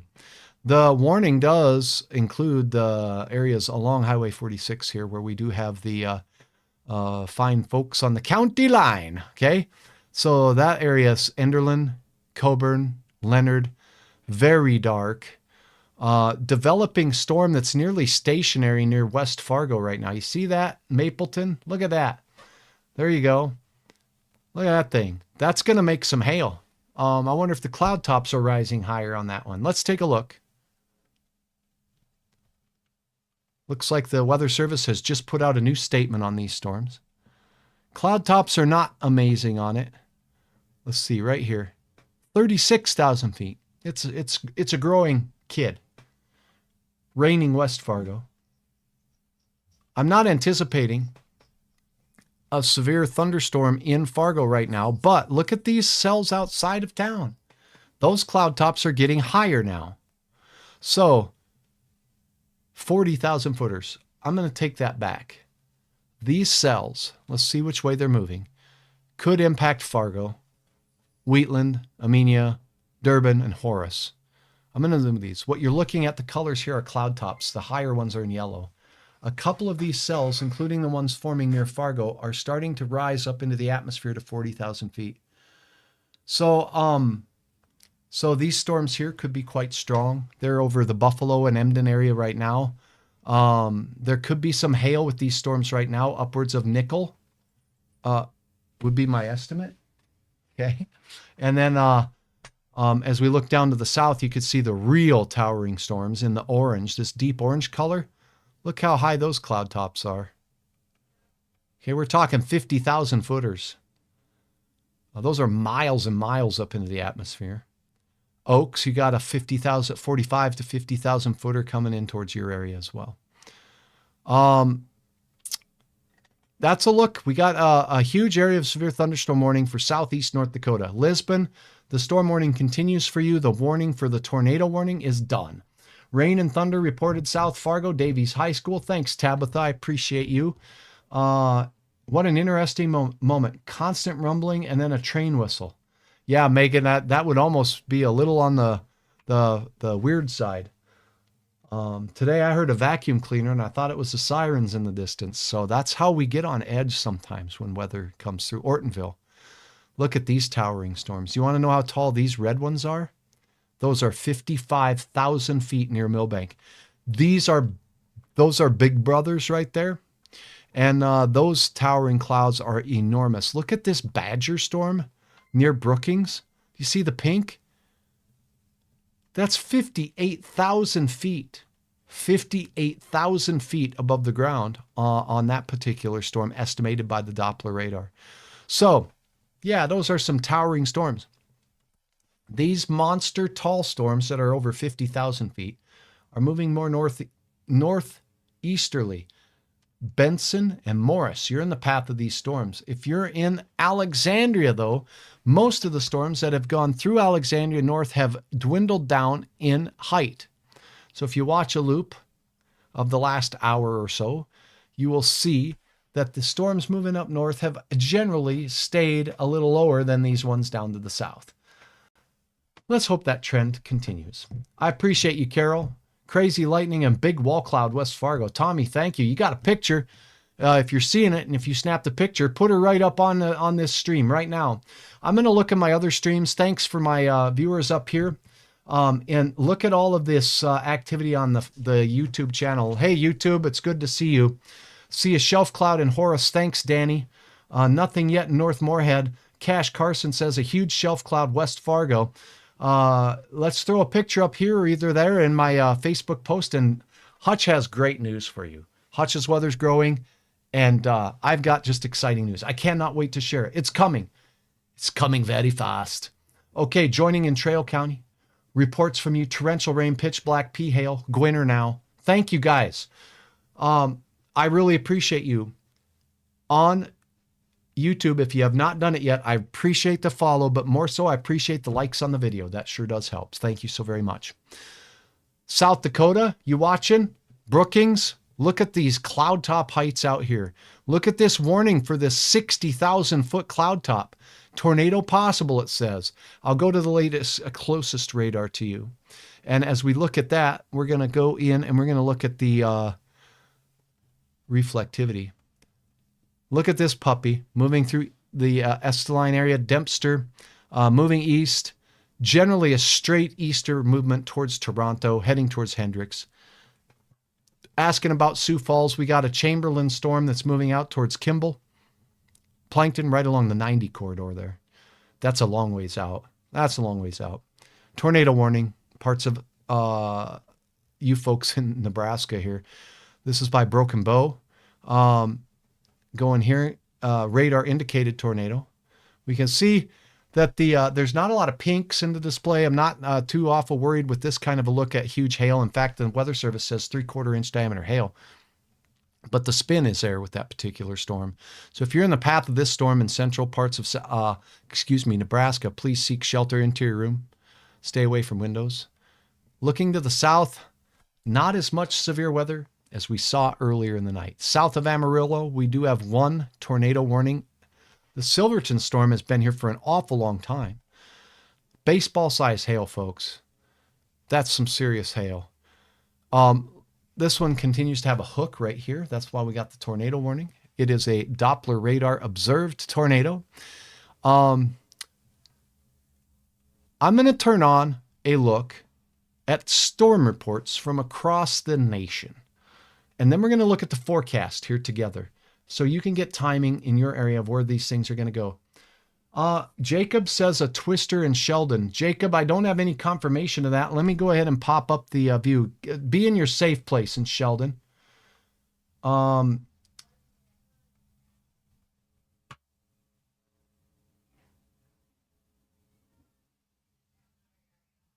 Yep, the National Weather Service, I'm just perusing data here, and locally here, I'm not seeing any reports of that, of a twister in town. I do have some awesome pictures from you. I think I'm going to start sharing a couple of these with your permission. I'll just ask you. Looking I-94 by Catalyst. Okay, yep. Yeah, we got some low clouds. That is a shelf cloud rolling in for you, Deb. Thank you for the photo. Samantha captures a mothership video, and I can't believe this thing. I mean, this supercell thunderstorm has a shelf cloud. It's got a Boeing shape to it. And it's just like, it looks like a mothership from outer space. Samantha, thank you. I'd love to share that online if I had your permission in the note. What do we got here? Storm passed south of Jamestown. This was at 8:42. And oh my goodness. Preston, I'm going to ask you, Preston, right now.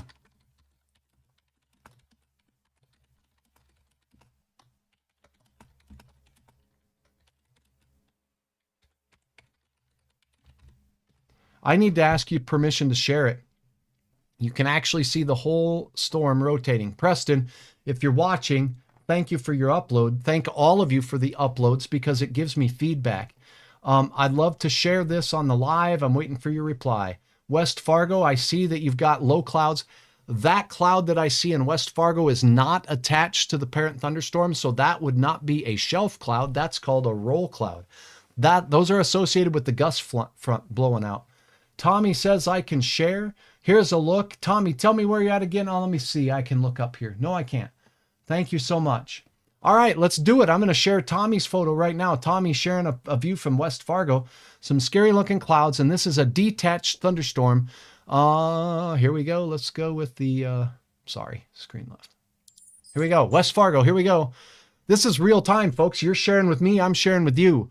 Tommy, Knack, thank you. So what you're looking at here is a storm cloud. This area right here is, whoops, I don't know why it keeps closing. This area here is not attached to the main storm. So I would call that a roll cloud rolling out ahead of front. It's associated with the gust front, and it's really cool. Tommy, thank you for your permission. Preston, oh my gosh. Okay, Preston, check this out. Storm north of Valley City. Do you all see this nonsense? Look at that curly swirly cue. Look at the huge rain outpouring. That is so awesome. This is spinning right here. You can just see it. It's spinning. Thank you, Preston. This was earlier, by the way. Thank you. And then he had a time lapse. Are you kidding me? I'm never patient enough to make a time lapse. You're going to see a mothership here, and this is cool. It's only a minute long. Let's see if I can make it more bigger. I can't. So this might be the best I can do on this particular view. Just watch it with me down here. See the swirling? So this whole thunderstorm is swirling. And down here, see the clouds moving from right to left? And these clouds moving from what? Left to right? The whole storm is spinning. This is a storm that passed south of Jamestown, and it is absolutely stunning. Look at it. You could just see a corkscrew taking place right in front of you. Look at all the dark stuff going on underneath there. Low clouds, lightning lighting up the sky. What an amazing time lapse. Preston, thank you so very, very much for allowing me to share that. This, again, south of Jamestown, spinning like a top. Look at that little lowering of the cloud base. Those are called wall clouds. Those lowering of the cloud base areas can sometimes produce tornadoes. Now it's becoming more of a shelf-like structure. This one's a shelf cloud because it's attached to the parent thunderstorm. Whereas the other one I just showed you was what we would call I would call it a roll cloud coming out of the storm, rolling out ahead of it, detached from the parent thunderstorm that's a few miles back off to the backside of that storm. Jennifer sent a photo just outside of Lisbon 30 minutes ago. Oh my goodness. Yeah, Lisbon, you had some crazy weather. I have permission to share. Thank you. Thank you so much. Check out this. Outside of Lisbon, huge dark clouds, big, huge storm, lowering cloud bases in places, and it looked green. Have you ever noticed that? This skyline looks green. Different things are said to cause that, but definitely it is associated with storms that are more capable of producing hail from storms. Thank you so very, very much for sharing your photos. Tyler sent photos. I have permission to share from Jennifer, so I'm going to pop this up real quick. Horus. Okay, so here we've got this little shelfy looking cloud. Okay, it's long, it's skinny. It looks like it might be detached from the main thunderstorm cloud, which is up here. Okay, but there's a lowering of it. So is that a tornado, a funnel cloud? No, but it's sure fun to look at. And it does signify that the storm coming towards Fargo and West Fargo right now, it has some gusty winds that are surging out and creating that cloud. Okay, Emmett, thanks. If I have permission, make sure you put in the note there that I have permission to share, because I do not want to take other people's work. I'm not about that. What I am about is preparing people and letting people know what's coming your way with regard to these storms. We wandered all the way down to Texas. I do have a couple of storms down in Shreveport I'm going to finish up with. We're going to get back into the Fargo area right now. Here's the radar. This is a look at Shreveport, Louisiana, and Henderson, Texas. We got severe thunderstorms there, 3/4 inch diameter hail and 60-mile-per-hour winds from it. Here's what the radar looks like in your area down in the parishes of northwestern Louisiana. Look at this. This is Logansport right here on the state line. That is a Boeing storm right there. That could have some pretty gusty winds. That's warned for. That storm is likely going to be capable of some ridiculous wind speeds there. 60 mile per hour would be my guess, and that's what it says here. 60 mile per hour, 3/4 inch diameter hail, and there you have it. So we do have severe storms. I'm hearing thunder in Moorhead. The frequency and the widespread nature of these storms is decreasing. That's a good sign. Fargo, what's coming into Fargo? Thanks for your support. Yep, you got my permission, says Emmett. Oh, double rainbow. You know what? Even when we have the worst of weather, we get shots like this. Emmett, I'd love to know where you took that from. Just pop that in the comments here. I'm going to pop your awesome shot up right now. Look at that. That is a look at not one, but two rainbows. Beautiful shot there. Thank you so much, 901. Sunset taken, Mapleton. Carrie, if I have your permission, put a note in there. Otherwise, I'm not going to show it. But essentially, thanks for all of your reports. Now let's get to the radar in Fargo, and then we're going to do the forecast right quick. Whew, what a day. This blue box is a update from the National Weather Service.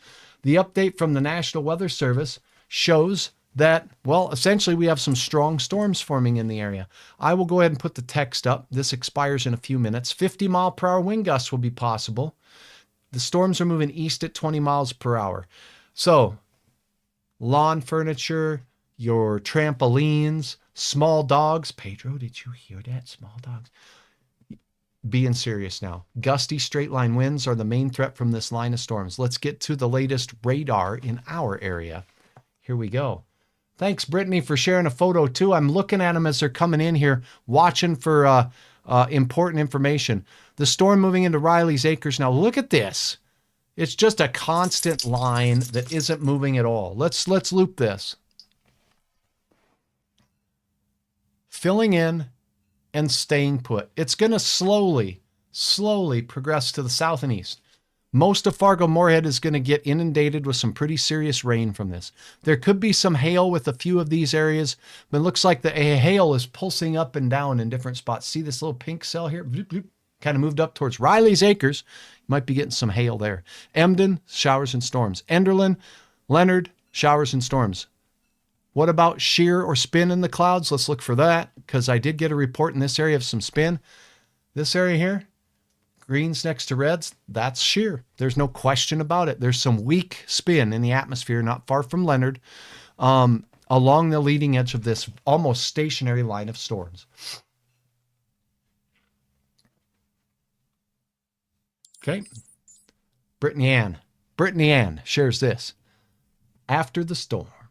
Gosh, what a shot. Thanks so much. Beauty after the storm. And some wave clouds. Kind of a wavy structure to them. Behind the house roof here, that's either a roll cloud. I think it's a roll cloud. It's detached from the main thunderstorm. So that's what I would call it. Beautiful clouds moving into West Fargo. Ominous. But for us, fortunate enough, not severe. Cindy, if you want, please let me know if I can share yours on my live broadcast. I will take your permission. If you give me permission, I'll show it. And that goes for anybody sharing a photo. Just make sure you type in there, you have my permission to share on your broadcast. That helps me out. Radar, back to that. And then forecast. We got to look at the latest forecast.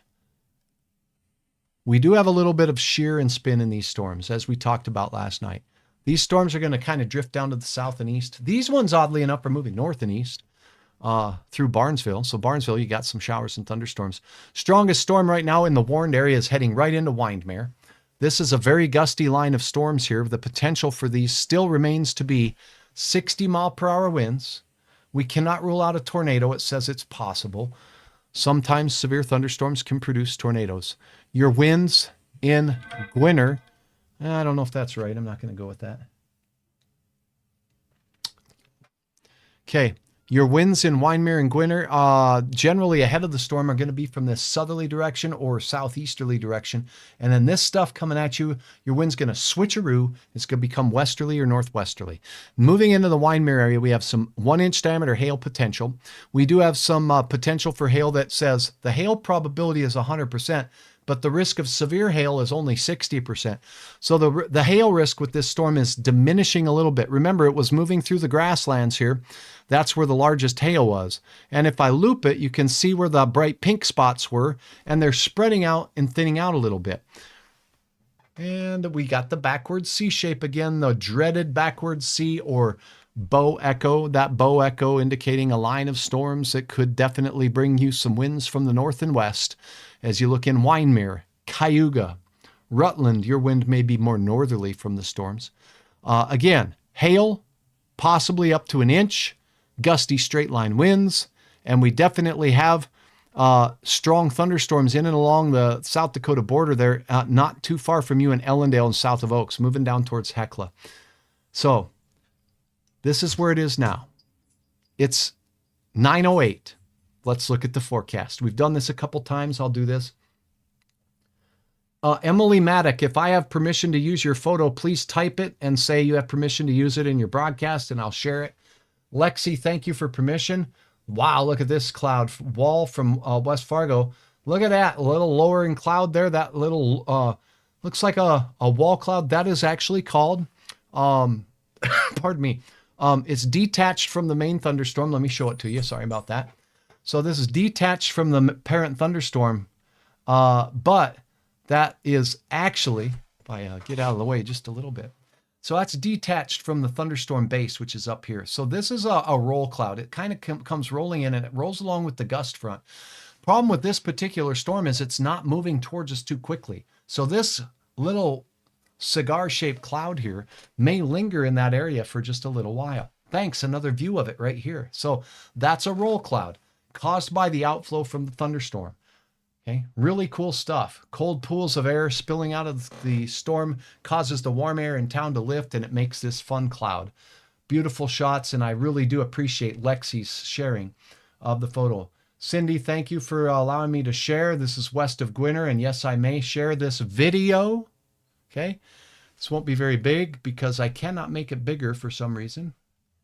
But what we can see out to the west of Gwinner as the storm approaches, like that mothership we were talking about, that's a Shelfie McShelferson right there because it's attached to the parent thunderstorm back here. That's a shelf cloud, and that is associated with the huge rotating mothership of a thunderstorm. Cindy, great capture. Thank you for sharing. Teresa sent a photo. If I can share it, let me know. I can share Carrie's photo. Let's take a look. Oh, wow. Beautiful shot here. Setting sun, thunderstorm in the distance. Beautiful shot. This is Mapleton just now. Gorgeous. Thank you. Samantha sharing some ominous looking Oaks skies. Oaks, remember, that was a kind of a standalone storm out there. Look at this big old bugger right here. That's attached to the parent thunderstorm up above it. I love the angle of this shot too. Kind of, it's not standard, right? There's the base of the thunderstorm. This cloud is attached to the thunderstorm. That's a Shelfie McShelferson cloud right there. That's what Hutch would call that one. And let's take a look. You've got a video here. Thank you so much, Samantha. Let's take a look at the video. It's a little bit far down on the screen. Let's see if I can move it up. That's me. Okay, let me see if I can move this up. Okay, so here we go. Yeah, do a little trickery here.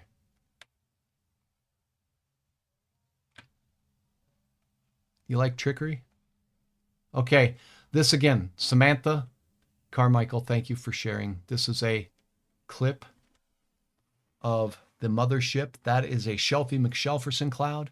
These lowering little fragments down there can sometimes be, well, not necessarily always a wall cloud, but anytime you see a lowering of a cloud base, that can be a little ominous. Beautiful shot there. That is the storm approached Oaks. Thank you so much. Thanks, Teresa. This is over Enderlin. Oh, beautiful. Beautiful. Look at that huge full rainbow. Very bright on the inside of the rainbow, an optical effect. And you can see this faint secondary rainbow in there too. Beautiful shots. Okay, radar. Now, storms, severe, southeast North Dakota, gusty straight line winds and hail. There is a line from Enderlin into Fargo-Moorhead, particularly the west part of town now, that is very slowly moving. This one has taken an hour to develop right here, and it's just sitting here. And that's now going to slowly start moving through the FM area. You're going to get heavy rain in Fargo, North Fargo now, South Fargo soon, Horace a little later, and it does look like we got some rain in and around the FM area, including Fargo and Moorhead. Felton, you might be seeing some showers. Craignas seeing some showers. Not severe, not expected to be severe. The hail potential with the storm moving down into Richland County here is real. It still continues to be about an inch, as you can see here, and it's moving in the general direction of Hankinson. But look at this monster. It's moving the other way. What's going to happen when they collide? These storms can sometimes interfere with each other, or sometimes they can enhance each other. Okay, so there can be a destructive storm force from these things colliding, or they can start to merge and conglomerate a little bit. We'll see what happens. My guess is, since we've got this moving up this way, kind of warm frontish, this is cold frontish, we might even get an area of some stronger development and spin on the south side of the merger point. This is also a backward C shape moving in towards Ledger Wood, which still indicates some very gusty straight line wind potential that's blown out of Gwinner. Wonder what your Gwinner wind speeds were. as the storm blew through. Did you notice anything? Let me look at your comments again. Thank you so very much for sharing your reports on Hutch's weather. Here I'm looking also on my YouTube channel and trying to keep up with your feedback there. What about Morris, Minnesota, north of Morris? Yep, let's go there right now. Thanks for your question.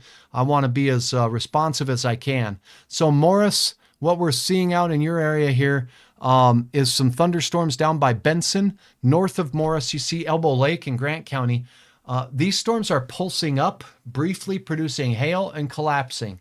This cell right here is moving. It looked like it was moving more north towards Morris, but now it's moving more east. That's a big shift, okay? So your risk of storms, you may skirt between them in Morris. And just north of Morris, Donley and on up towards Herman in Grant County, these storms are moving away from you. That's what's going on. Raining hard in North Fargo. You betcha it is. Thanks, Allie. Appreciate it.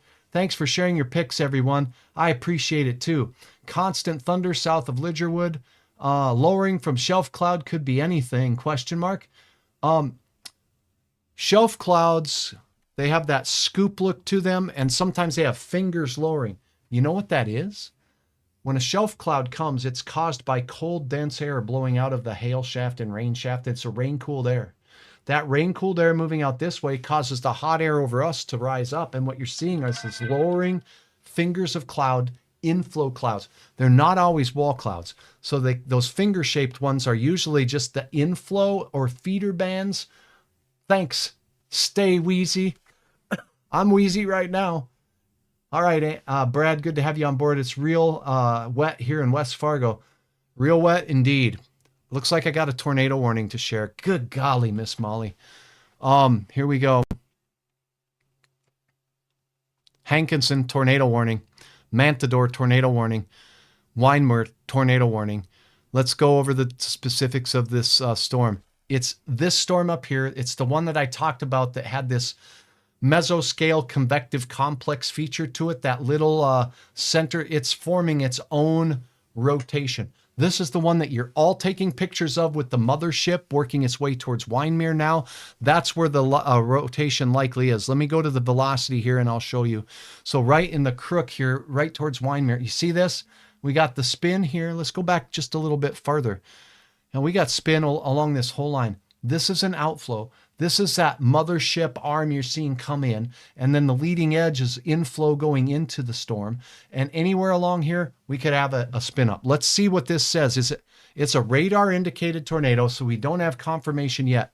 If you're in the path of this storm, you need to seek shelter in your sturdy place. The sturdy place is going to be not a mobile home, a manufactured home. You don't want to be at the lake. If you're at the lake in a camper, get out of that and get into something more sturdy. You have a bit of time now in certain areas. This storm, pardon me, is moving east at 30 miles per hour. So that's where it is. Let's take a look at your latest radar. There is some hail potential with the storm as well. We got a couple different radars we can choose. I like maybe the Aberdeen one. It's likely closer, and that's the one we're looking at here. The Aberdeen radar is showing that the rotation is right here, where the reds are next to the greens. So here we go. And I hear rumbles of thunder. And when the thunder's rumbling, when there's lightning outside, you should go on in. That's a good idea. Get inside. This storm is spinning. It's making its way off to the southeast. The National Weather Service thing just said it's moving east. Let's take another look at this. I want to verify the direction of movement. Wow. It's just developing in this area. Do you see this little gray area in your Mantador? Okay. The main spin is up here near Weinmer. If you're in Weinmer, if you're in Barney, this rotation is right over your area right now. It's a good idea to seek shelter in a sturdy structure in the lowest floor. You want to get as low as you can. Basements are best because you're below the level of the flying debris. You also want to put as many walls between you and the rotation as you possibly can. Okay, 9:17 is the current time. This warning is in effect. I'll read it to you one more time. We'll go over those details. 9:45. That's quite a ways yet, about a half hour. Richland County. located near Windermere is the tornado, moving east at 30 miles per hour. I'm going to look at that more closely with you here now. The rain is really starting to come down hard in Fargo now. Thank you for your report.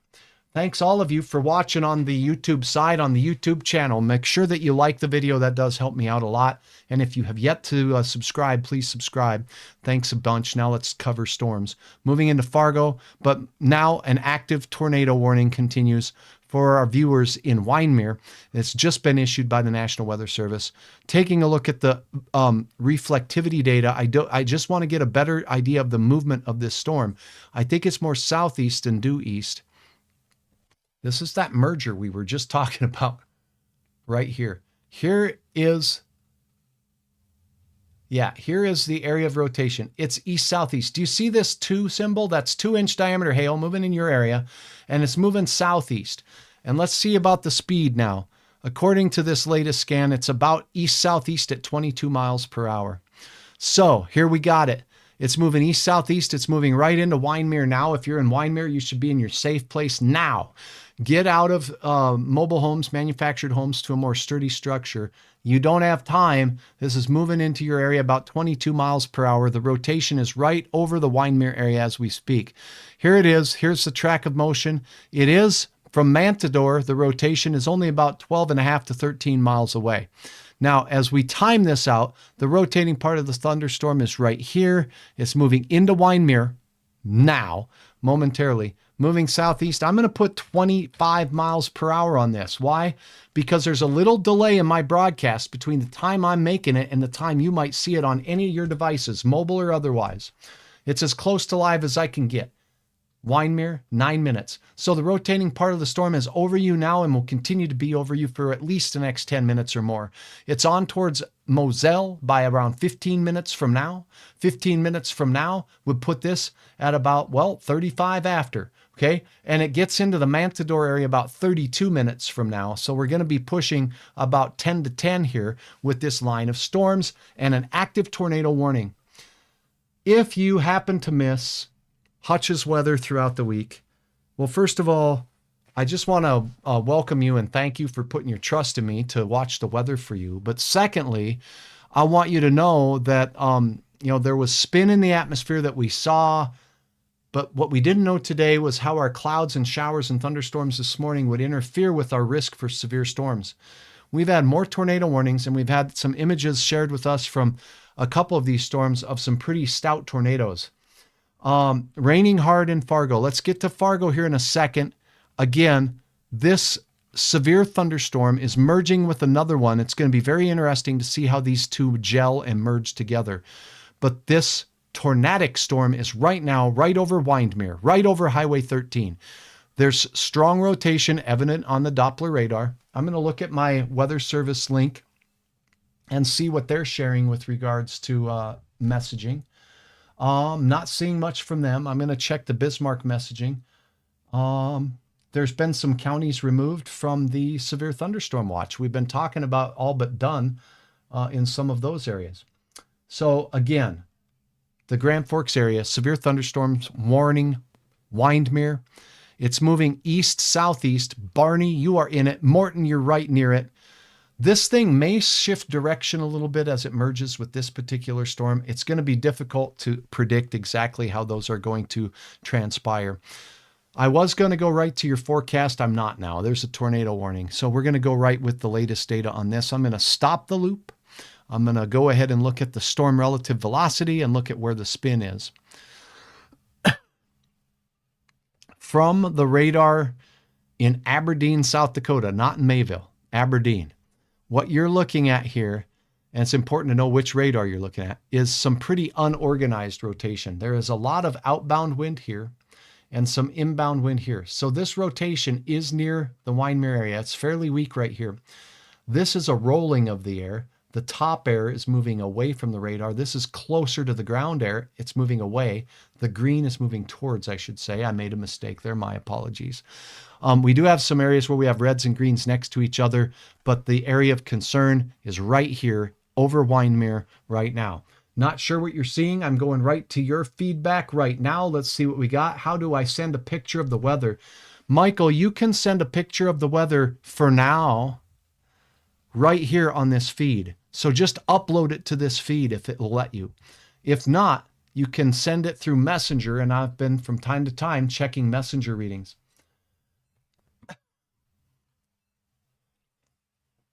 I'm looking at some of these, the feed right now. Let's see. Jeremy says, what a bust for the Fargo area. Let me tell you something, Jeremy. I appreciate your feedback here, but if there is a slight risk area for a third of the nation's midsection, it doesn't mean every town is going to have that severe weather. So please keep that in mind. I'm not chastising you in any way. We didn't get anything super severe here, and we likely won't in the Fargo-Moorhead area. There are strong storms outside of us, but we've had multiple tornado warnings. This is not a bust, and I can't emphasize, and it's my communication. It's not your fault. It's my communication. Everybody, when there is a slight risk of severe storms, is not going to get the severe weather. Everybody's not going to get it. So Fargo may get missed. Castleton might get hit. Felton might get missed. That's the nature of thunderstorms. So thank you for that, but I argue with you that it's not a bust for anybody in our area. It's not. We've had severe thunderstorms for the better part of the day. Not a bust. My opinion. Thank you for your feedback, though. Check out Winemere. Here we got the spin is now moving to the southeast, south of Barrie. This is the area of spin that we're watching. It's still there. It's still evident. And it's moving south of Highway 13. This does not mean the risk is over in Winemere. Let me know if you're in Winemere, what you hear and see. If you happen to have a report, please share it with me and I'll pass it along to the Weather Service office. I'm looking at reports as I speak. Okay, here's West Fargo. Let me share a video with you. This is from Riley. Thank you, Riley, for sharing. This is the West Fargo area. And again, see if I can move this around just a little bit so you can see thunder and lightning. And there's some low clouds out there, but everything is starting to get started out there in the area of West Fargo. So some heavy areas of rain moving into west. You can hear the thunder and lightning. The rotating thunderstorms are to the south. Our risk right now of severe weather in Fargo is quite low. It's a lot higher down to the south. Thank you, Riley, for sharing. Now I'm going to switch back to the radar because we have stuff going on. Okay, so here is our rotating storm. It is still showing signs of rotation. It's right over Moselle. If you're in Moselle, the rotation is right over your area. This doesn't mean that this is where a rotation would be hitting the ground. It's a Doppler indicated tornado, so the chances of a tornado are enhanced here. Quite good. Does not mean we've seen one yet. I haven't seen that report yet. Looking at other reports here.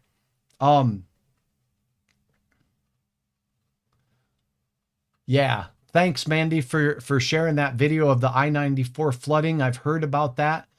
And oh my goodness, what in the world is this? Oh, that was May. I thought I saw snow. I did. That was from May.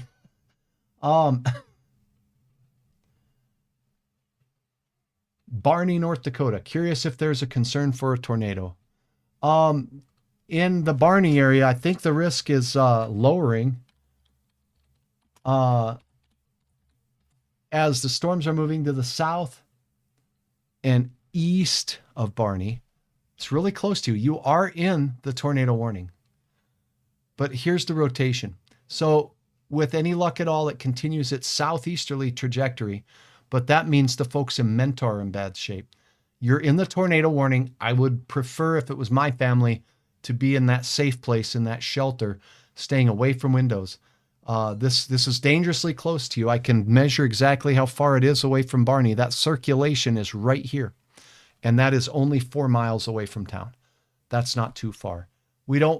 I don't think it's going to move back up towards Barney, but this is where the rotation is now. Please seek shelter. It's close enough to you. It's a good idea. So thank you for the question. That probably clears up a question for someone else. There are no bad questions when it comes to Hutch's weather.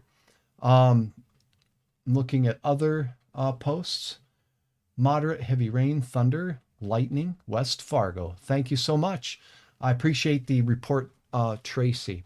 Now let's take a look at what we're seeing with regards to, I do have a couple of cameras out in Barnes County from the DOT. Let me see what I got. Excuse me, Richland County, where the tornado warning is. So let's go ahead and sneak down here. This is not far from the affected area. Here's Barney, here's Morton. Let's see if we can look at a south direction here. Oh my goodness. Okay, yeah, I can see stuff. Okay, this is a very low cloud base right here. And that is the storm. Has that, we can't see the whole cloud, but it has that mothership feel to it. It's low, it's scraping the ground, and that's the storm. So we can see it from Highway 13 near Morton. We're looking at different views of all the clouds around, and then we get the good old street view there, which is important for covering the rain. Foreman area, this is what we're seeing in Foreman. Very heavy rain, inundated fields, and more inundated fields out there as we've just gotten walloped with another dose of heavy rain. No, that's all I got for cameras right now in the area. If you have videos, that does help. What about, let's see. Oh, a video from Tracy. Okay, thank you so much. I appreciate that. Now, let's take a look at the Weather Service one more time and see if we've gotten any. Nope, no more updates. You know, sometimes no news is good news when it comes to these storms, but these are not super populated areas. Winemere towards Mantador, we're worried, but the Barney area here definitely has a little bit of spin or shear not far from you. So it was just asked if it was going to hit Barney. It's not highly likely. You are in the tornado warning area, and I'd like for you to be seeking shelter as well. This whole area, this red and green next to you, right by Barney, if that just moves straight east, we're not in good shape here. So I'd rather have you practice caution and seek shelter. There's some shear right here and spin in the storm as well. So this storm showing indications of some tight rotation. How about the hail? It's still there. And this indication was on the last scan that I have of 2-inch diameter hail near Winemere. Look at that. Are you seeing hail in Winemere? My goodness. Here's a look at the radar description. 100% chance of severe hail, 2-inch diameter hail. That's damaging hail for sure. So you have time to park the vehicle in the garage. Winemere, it's pretty much right on top of you. There's another hail batch making its way out this way, out towards Mantador right now. And this little notch right here, that is the area of spin. That's one of them. That's not far from Barry. Here's what's making this all confusing, and I'm not going to lie. This storm is a separate storm that was moving north, and it's getting sucked into this one. Do you remember that? Let's take a look. Here it is. It's rotating. So that storm was separate. It was down here, moving this way, and boom, now it's merging with this line. So there's going to be an interaction here. We'll just see how it fares. You were asking if Barney was safe. This storm is moving right towards you, but this one is moving southeast. That might add some more spin right in this area.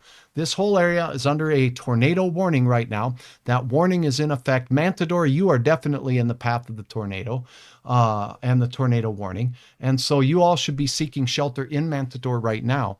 The best look at the velocity here is showing, well, there's a couple areas. It's cluttered because we got two storms kind of merging here. Still pretty strong shear right outside of Winemere right here. There's some evidence of shear there. And I'm still seeing some evidence of shear not far from the Barney area here as you look at right up in there. So seeking shelter is the thing to do. Morton, you are not in the tornado warning, but you're awful close. I'll continue to track it for you right here on Hutch's Weather. Fargo-Moorhead area, I'm going to pop up the radar here, and we're going to take a quick gander at what's going on. Look at this. Remember that line that was forming here that was getting ready to move through? It looked so robust moments ago, and it stayed put, and now it's drifting over Fargo, but really it's just raining out. That's what's going on up here too in northern Richland County. There is a warning for your area. There is some spin in the air. Kindred, where we do have some spin and rotation in the air, but those storms are moving east along the county line right now, and the rain is very heavy. So that's what we have going on in northern parts of Richland County. Severe thunderstorm warning for you. We do have the tornado warning continuing in central parts of Richland County as two storms, as we've been discussing, have merged over this area. And we got this, I called this a mesoscale convective complex, or maybe vortex if it continues to develop here or whatever. What would a vortex mean? It would actually mean we would be able to see this whole cluster of thunderstorms rotating around an area of lowered pressure caused by the storms themselves. And they're pretty unbelievable. And they're pretty interesting to study. But as you look at this, you also have it merging with this other line of storms here. So where these go likely will be where? Do you want to see the forecast now? I know that many of you do. I'm looking at some more feedback I'm getting from viewers here, so pardon me while I take a peek to the sky.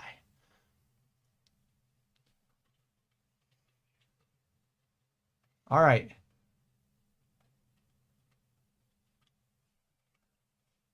Okay. We're going to look quickly at the forecast. Fargo, Morris, Benson. We got storms rumbling out towards Benson right now. One of them is severe, moving into Benson. So if you're in Benson, get ready for some 1 inch or greater hail, moving right along and to the north of Highway 12, moving towards Benson right now. Is there rotation in these cells? Let me go ahead and pull up the warning, and I'll get the latest, closest radar. 1 1/4 inch diameter hail, moving towards Clontarf and the highway corridor there near Highway 9, County 9 it looks like. Okay, so here is a look at that storm cell. Is it rotating? Let's get a quick look at the velocity on that particular thunderstorm cluster. Strong winds, pretty unidirectional. The radar here is coming from Minneapolis, and that radar is a long ways away. There is some spin or shear in the atmosphere near Danvers and maybe out by Fairfield. That storm does have some very strong outflow right over here, and that storm is moving towards Benson. Is there dangerous wind shear with that one? It doesn't look like it. $50 sized hail is possible with it, though, as we continue to monitor that storm, because I know I had some viewers asking about the Morris-Benson area. There you go. That's what we have going on for that area. All right, back to the reflectivity, back to the radar display. And I hear rumbles in and around the Fargo area. We got also for you folks in Wahpeton, Breckenridge. Let's get to this radar right here. How about that forecast? I'm itching to go to it, but this is a tornado warning, so we may just stick with it. This one here, my gut tells me is moving east-southeast. Morton, you're going to be in the path of this tornado warning. This backwards C shape moving towards Mantador. This looks more like it's going to be an outflow. It'll be interesting, but there could be some very, very gusty straight line winds with this flow. This would be coming from the west. So your winds will be west northwesterly in Mantador and quite strong. And we do have some hail core up here along the Highway 13 corridor, Winemere towards Barney. Those areas could be seeing some significant hail, upwards of 1 to 1 1/4 inch in diameter, the way it looks at the latest scan. Okay, now, do any models have this correct? Let's take a quick peek. We're not going to get away from the tornado coverage for long. Here's the latest model. Excuse me. Going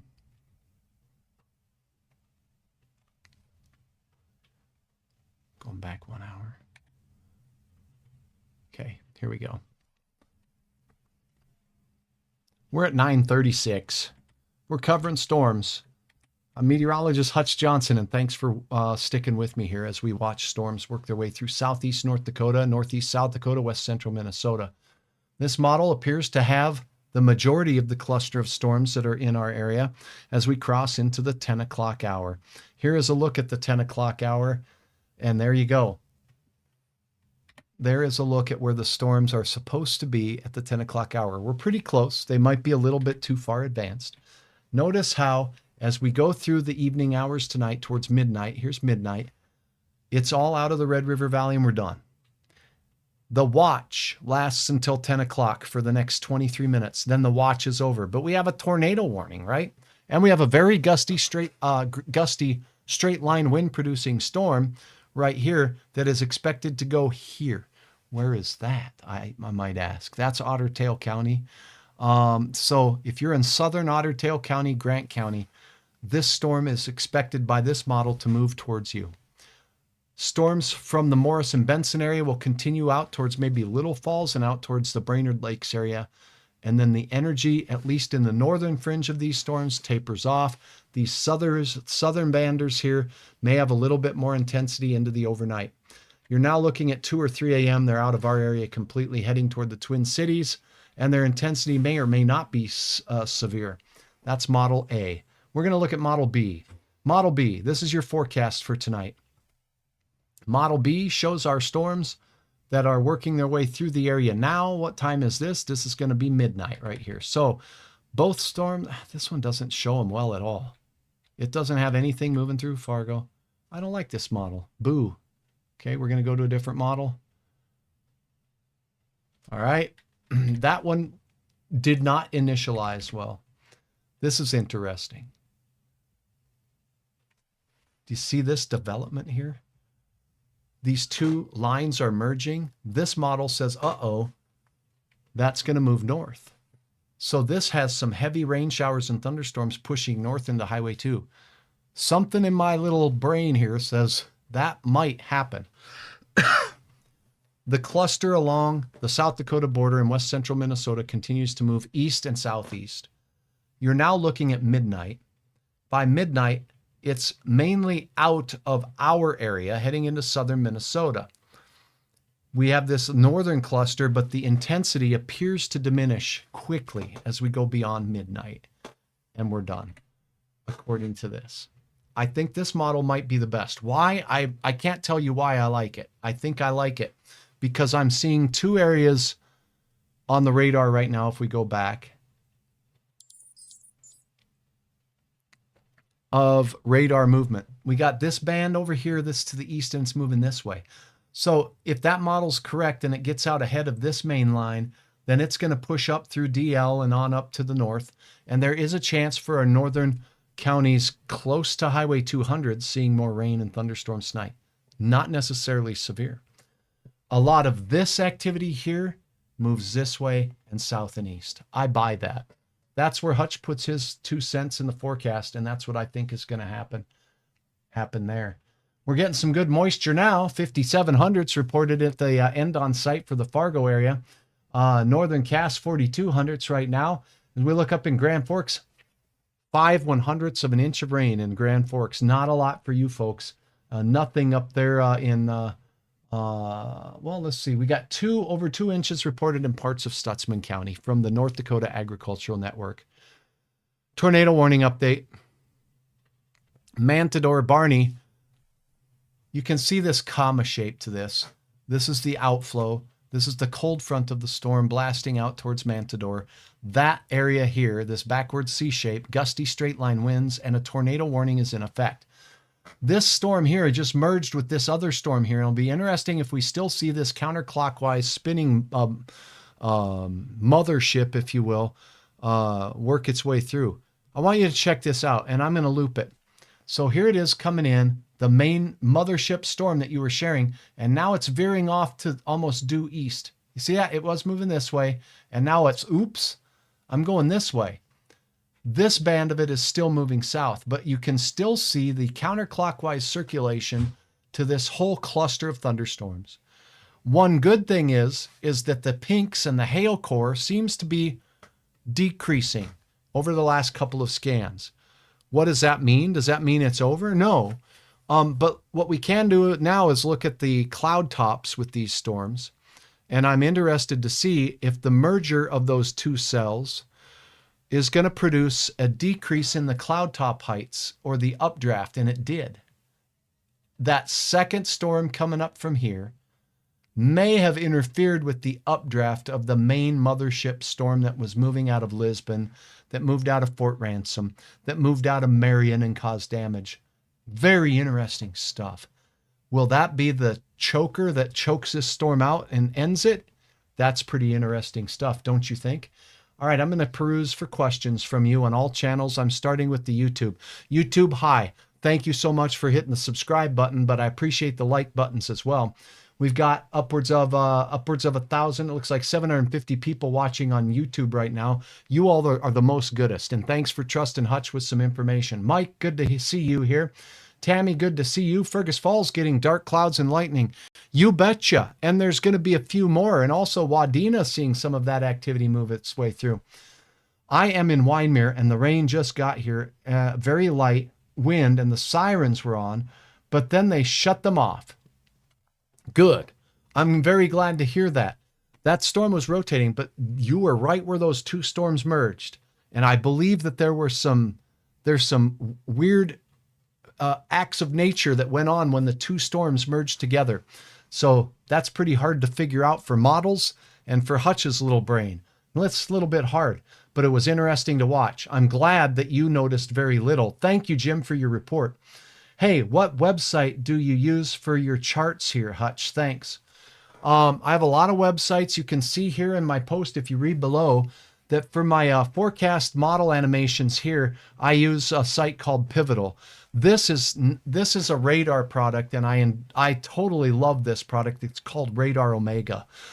It's as good as anything I have ever used, and it's in as real a time as I can get. Real time as real can get. Fergus Falls, thunder now, lightning, sirens in Wahpeton, Otto, thank you. Here's what you need to know. There's a rotating storm, very gusty straight line winds. It's right here. You're looking at cloud top heights. I'm going to show you the regular radar so you can get a feel for it. It's moving into Morton right now. That storm is going to be bringing a chance for some gusty straight line winds. If we are lucky, this storm is going to be winding down in intensity because this one slammed into it and is getting sucked into the main event. Now, will it recover and blossom as it moves into Wahpeton? We don't know. But this backwards C shape to the last radar scan here tells Hutch that we have some gusty winds blowing from the west through Morton. Could get very gusty there. Wyndmere, you were right over this lull. Maybe the low pressure center moved right over you and things got a little quiet in your area. Pelican Rapids by Maplewood State Park, a few rumbles, but not much yet. Thank you. Forked lightning. I love forked lightning. And now I'm hungry. Thank you for that. I'm kidding. Geronimo, storms freak me out. Thank you for helping calm the anxiety. Looks like it'll miss where you're at. Appreciate what I do. Thank you, Geronimo. And storms are hit and miss, and storms are nerve-wracking. They give us a lot of anxiety. Me too sometimes. I hate lightning because I can't predict where it's going to happen, and I can't react fast enough when I see one, right? So the best thing you can do is stay informed. So I'm glad you're doing that. Thank you very much. All right. Nasty stuff hanging south of I-94. Yep, that looks to be the case. And that's been my prognostics here the last hour or so. Thank you so very much. Is my small dog safe to go outside? Tyler, I don't know. How small is your dog? And is it on a leash? And are you in the storm area or are you not? Regardless, I wouldn't take my small dog out, Pedro, in lightning. Not going to do it. And it wouldn't be prudent at this juncture. South of Fairmount, we got an intensifying cell with some hail in it. They're right over I-27, Highway 127, not I-27. Thank you so much. That's south of Wahpeton there. So that one is stout and strong and moving in. We got some heaters moving out of South Dakota in the Britain area. These are blowing towards Lake City. The latest radar loop shows that, well, man, these are meanders and wanders, but these puppies are fidizzling out. They're losing their punchy-osy. These are maintaining some intensity, particularly the one on the far south and west side here, moving through the Columbia area and near Putney. That's in northern parts of Brown County, just south of you folks in that, well, area of the Sand Lake National Wildlife Refuge and south of Hecla. That's a pretty stout storm right there. At this point, not severe warned. This little wanderer out here near Fullerton, you're going to get another batch of rain. You see it wandering in right now? Heading to Fullerton. Be ready. It's a thunder shower. Tornado warning gone. Yes. Okay. You know what that means? We have a severe thunderstorm warning. It's blowing into the general direction of you folks in Morton. I'm going to take a look at the velocities for you because that's what Hutch does. The spin. You can still see it spinning a little bit, but the radar in Aberdeen, it's important to know which radar you're looking at, okay, is showing that we have some weak shear still near the Wyndmere area, away towards, okay? So there is some spin in the atmosphere, but remember, this is where that mesoscale convective complex that I was showing you is. So there's going to be some broad rotation in that in the area of low pressure created by this cluster of storms. So that's not unheard of. It's also not unheard of that this storm could produce a tornado still. What does the Weather Service say? Tornado possible. There we go. We just figured it out together. The National Weather Service, they say that too. Nickel-sized hail from this. The warning lasts for 12 more minutes. Okay. Is the rotation moving into Wahpeton, Breckenridge? Good question. Let's go up and let's switch our radars up. And I want to look at the one up north. It's farther away, but I want to look at it for a specific reason. This is showing that the shear is over here, not over here. Real important. The shear, the motion toward the radar and away from the radar, is still over the Barney and Wyndmere area. In fact, it's also up here to the north, not far from Colfax and Walcott. This whole area is this is the area of that whole mesoscale system churning. What you're looking at is wind blowing toward the radar here, and you're looking at wind blowing away from the Mayville radar here. Okay. This doesn't mean there's a tornado on the ground, but it means this whole system above our heads right now in the southern Red River Valley is rotating. It's spinning. There's some change in wind direction in the area. Doesn't mean there's a tornado necessarily, but these storms will be capable of it for the short term at the very least. We have linear winds, straight line winds blowing out of places like Horace, Oxbow rather, Kindred. These winds are blowing away from the Mayville radar, likely in a direction where this storm is moving, more a west-northwesterly direction from those winds. Pedro shaking off the cold, right? There's a song about that. Oh, flood warning. Flood warning just issued. This is for the Fargo area.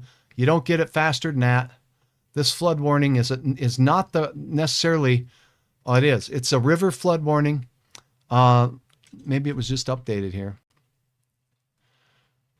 At 19 feet, Main Avenue is closed. At 9:15, the stage is 18 feet. It's expected to go to 20. Thanks to all this rain, widespread rain, we're going to see the river rise back up well above flood stage. Not terrible for the city of Fargo, but in our northern and southern communities, we're going to see that level maintained at those bridge levels. You guys are awesome. Now I'm caught up with my YouTube friends. Let me go catch up with my Facebook friends. Y'all are my friends. Thank you so much for your trust and for following me here on these broadcasts. This has been a long one. Sirens going off again, Garrett says, in Wahpeton. This is a windy line of thunderstorms, and if you look at Wahpeton, it gets easy to lose places in here. Let me show you. There's Sabin, there's Abercrombie, Wahpeton.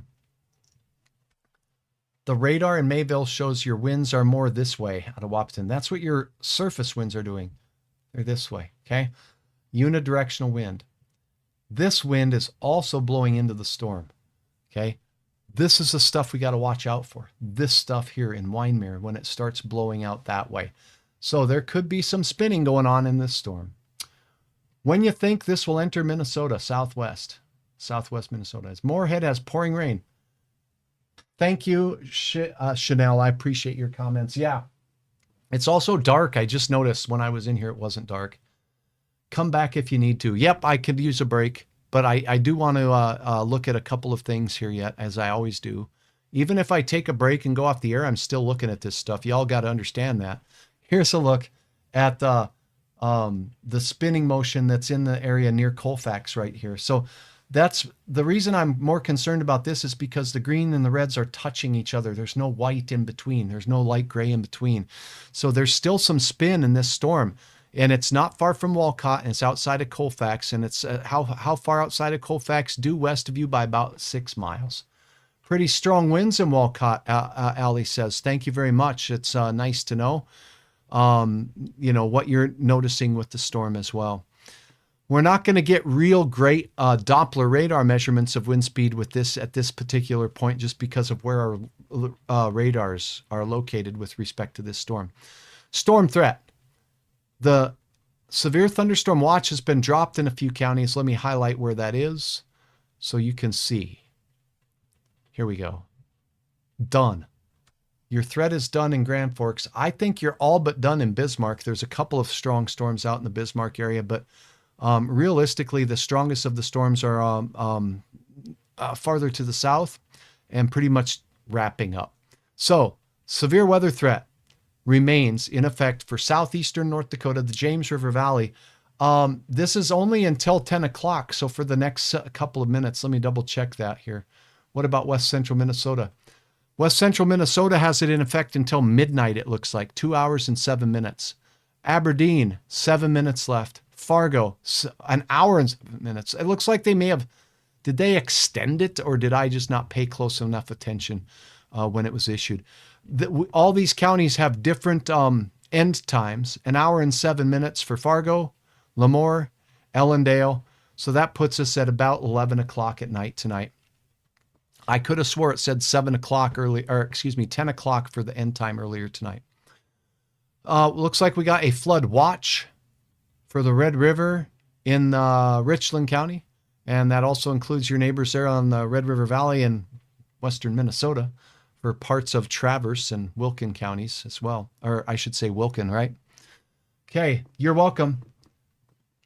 Appreciate you all very much for your kind words. I'm looking for questions here, seeing if we got everything. Thank you very much. Now I'm going to look real quick and see if I've got any more pictures uploaded. I think we're caught up there. Severe thunderstorms working their way in towards the Wahpeton-Breckenridge area. There's some lightning, there's some thunder, there's some gusty wind. There has been an active tornado warning recently. Benson, Morris, your area, seeing some strong thunderstorms. We have a warning in Little Falls. Let me cover that for you. This is for 1 1/4 inch hail and 60-mile-per-hour winds. I didn't expect this, but this pink cell right here by Belle Prairie, just north and east of the Little Falls area, moving east. It's moving east at a clip of, it looks like about 30 miles per hour or so.